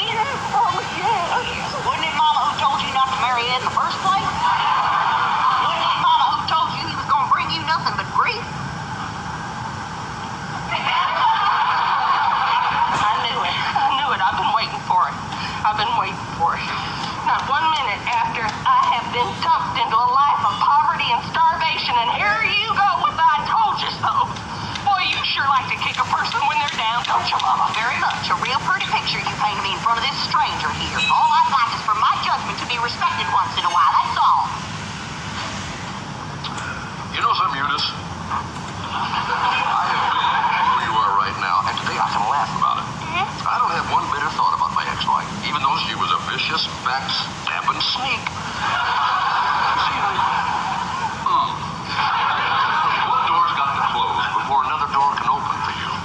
Are you going to find parts of yourself that were buried? You're going to blossom.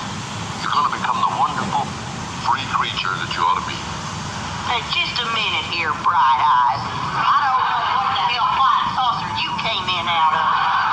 Don't come marching in here and telling her she's gonna blossom. She's been trying to blossom for years and she ain't done it yet. Will you shut up? He's just trying to talk to me as one human being to another, which is something you never thought of doing. Dan Fogarty is a man of vision. If that's it, and if this has been some kind of joke, oh boy, is he gonna get it? Woohoo!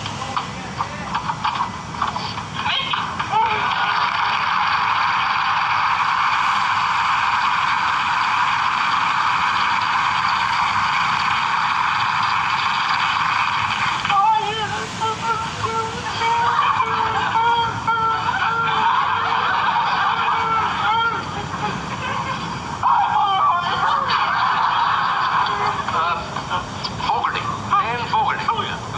Mickey Hart. Oh, yeah.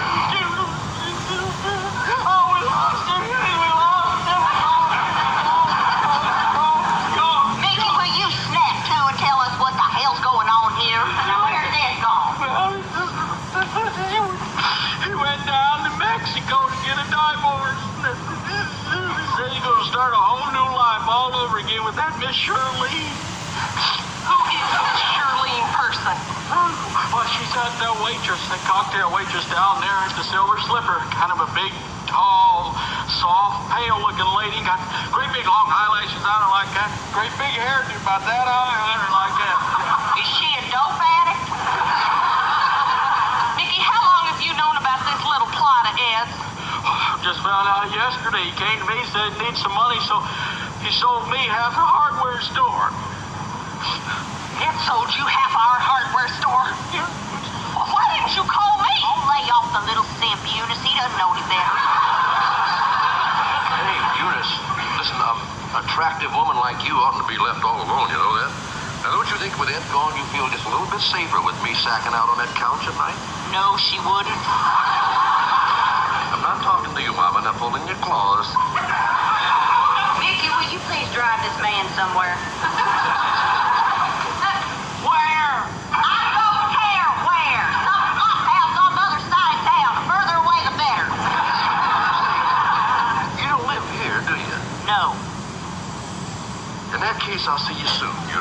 you real soon. Now, you keep your chin up here. Thank you, thank you. I'm gonna go now! Keep your chin up, Parker. Where do you want to go? Well, I don't care, buddy. I can get by in a chair in the middle at your house tonight. Listen, maybe with that going, I can help with the hardware store. I'm awful good with money. Maybe I can help with the fun.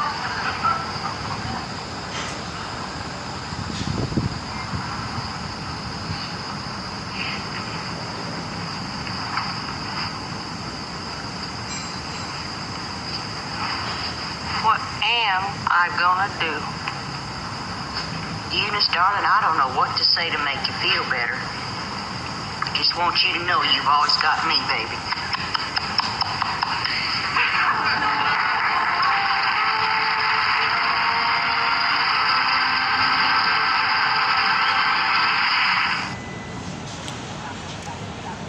Yeah, that's quite a skit. Yeah, that's quite a skit, isn't it? Yeah.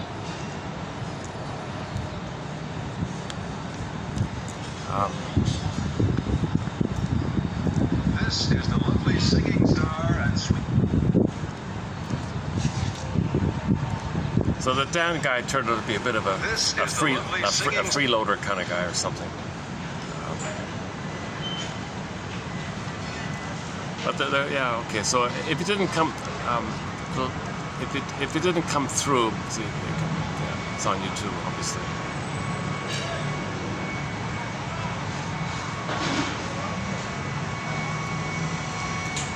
A similar quote like that mother there was from the book called "It's Not You, It's Your Mother," where the woman tried to have one woman tried to have a baby. The baby didn't make it. She was very distraught and upset. And in a moment of weakness, she called her mother to tell her that the baby didn't make it. And her mother's reply on the phone was, "Now I don't have a grandchild." So in that moment, the mother twisted the situation to make it about her. Didn't care about the feelings of her daughter being upset losing her baby. The grandmother just said, "I was expecting a source of supply. I thought I was going to get a grandkid." She ignored how her daughter might be feeling about losing a child. So it's a similar kind of thing.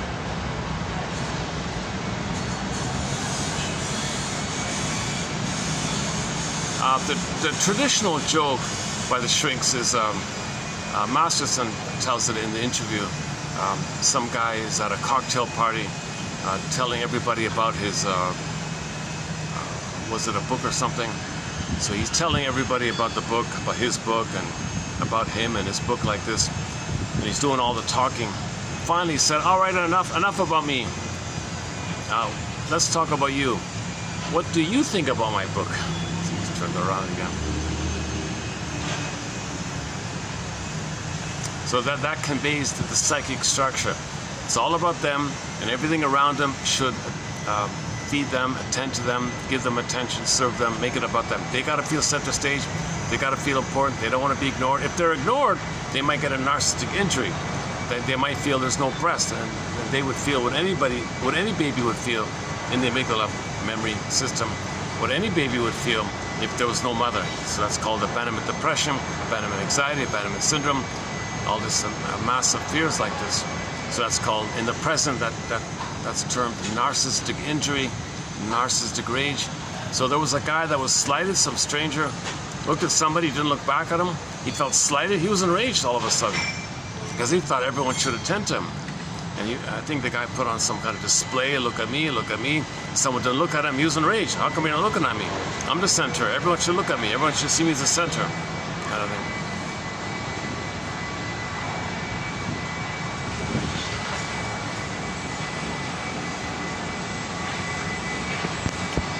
Truth is, this is one of the most absent-minded videos I've done in a long time.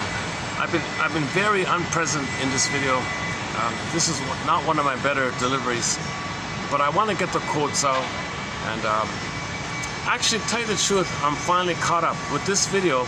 The backlog of quotes that I've had for the past couple of months, I've finally caught up now. So I've finally caught up. So from the next video, it'll all be fresh quotes. So the next video will be that one from that book, Self-Devouring. Society, Mr. Jappe. The translator, his name is something Russell. I forgot the first name. It's a hyphenated first name. The last name was Russell. So it all depends on the translation, right?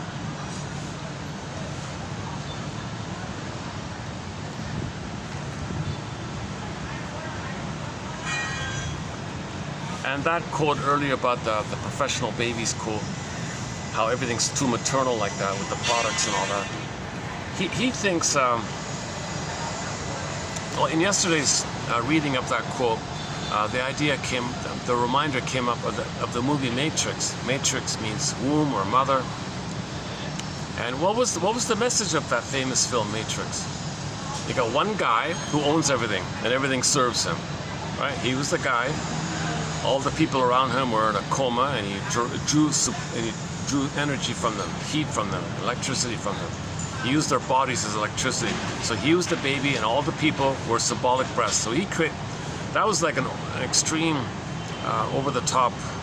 No one can imagine that in reality, but it points to the idea of how do we imagine the continuation of our blind compulsion to pillage and plunder?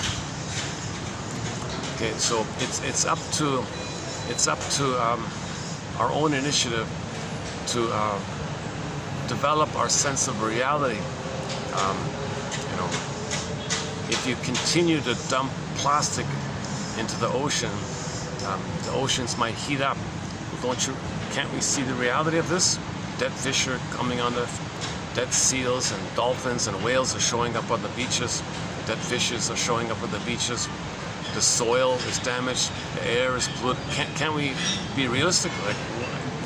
So we can be realistic. Of course we can. Of course we can. And it's built in with us to pause and observe and stop and think kind of thing. So back to that indigenous tale, the wolf you feed, which wolf wins? Okay, your fear of knowing the truth that your mother hurt you, or the courage to face the truth that your mother hurt you? Which is going to win? Well, the one you attend to, the one you feed, right? So psychoanalysis wants to feed the truth that your mother hurt you. Now, we say that in the sense that the mother was hurt herself, but she doesn't remember it. In an attempt for the mother to remember that she was hurt, she hurts the baby in an anniversary reaction. She doesn't remember that she's hurt, and when you don't remember, you recreate in an attempt to remember. So the mother hurting her baby is actually her attempt to bring up for her to remember in her that she was hurt by her mother, but she doesn't remember, so she repeats in an attempt to remember. That's Mr. Freud's most famous essay, Memory, Repeating, Working Through. I have a confession today. I was a little tired today, so I took an extra coffee. I had 2 coffees today. It backfired on me. Talk about backfiring. Now I'm very sluggish today. I made a mistake. I should have drank. Ironically, I should not have drunk any coffee today if I'm tired. I got greedy. I drank 2 coffees, and it backfired. I should have just drunk some water, and I'd be better off.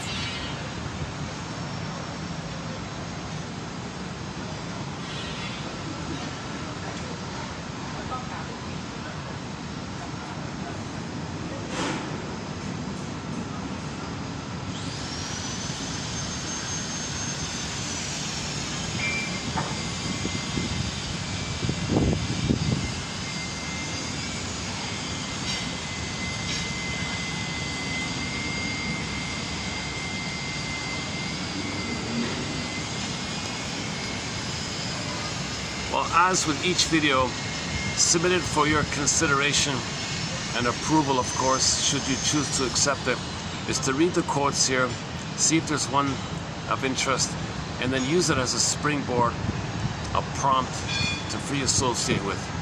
Okay. What springs to mind, what comes to mind after reading that quote?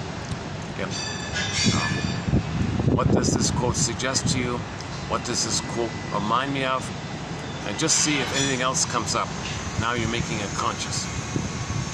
And when a feeling comes, welcome the feeling, make room for your feeling, accept your feeling, and validate that you have the feeling by saying, I must have a very good reason for feeling this, or if it's a sensation, sensing this, and that's it. Your mission, should you choose to accept it, submit it for your approval and consideration. Should we close up with the theme song to Mission Impossible? Yeah, why not? So submit it. So when this song ends, I'll shut the video up. So thanks very much for the love of narrative medicine. I'll see you in the next video. Your mission, submit it for your approval and consideration.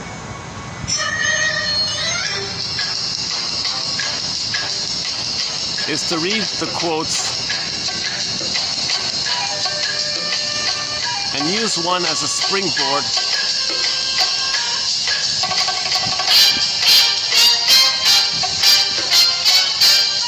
what does this quote remind me of? What does this quote suggest to me? What thoughts spring to mind? And when a feeling comes, validate the feeling. I must have a very good reason for feeling this, for sensing this.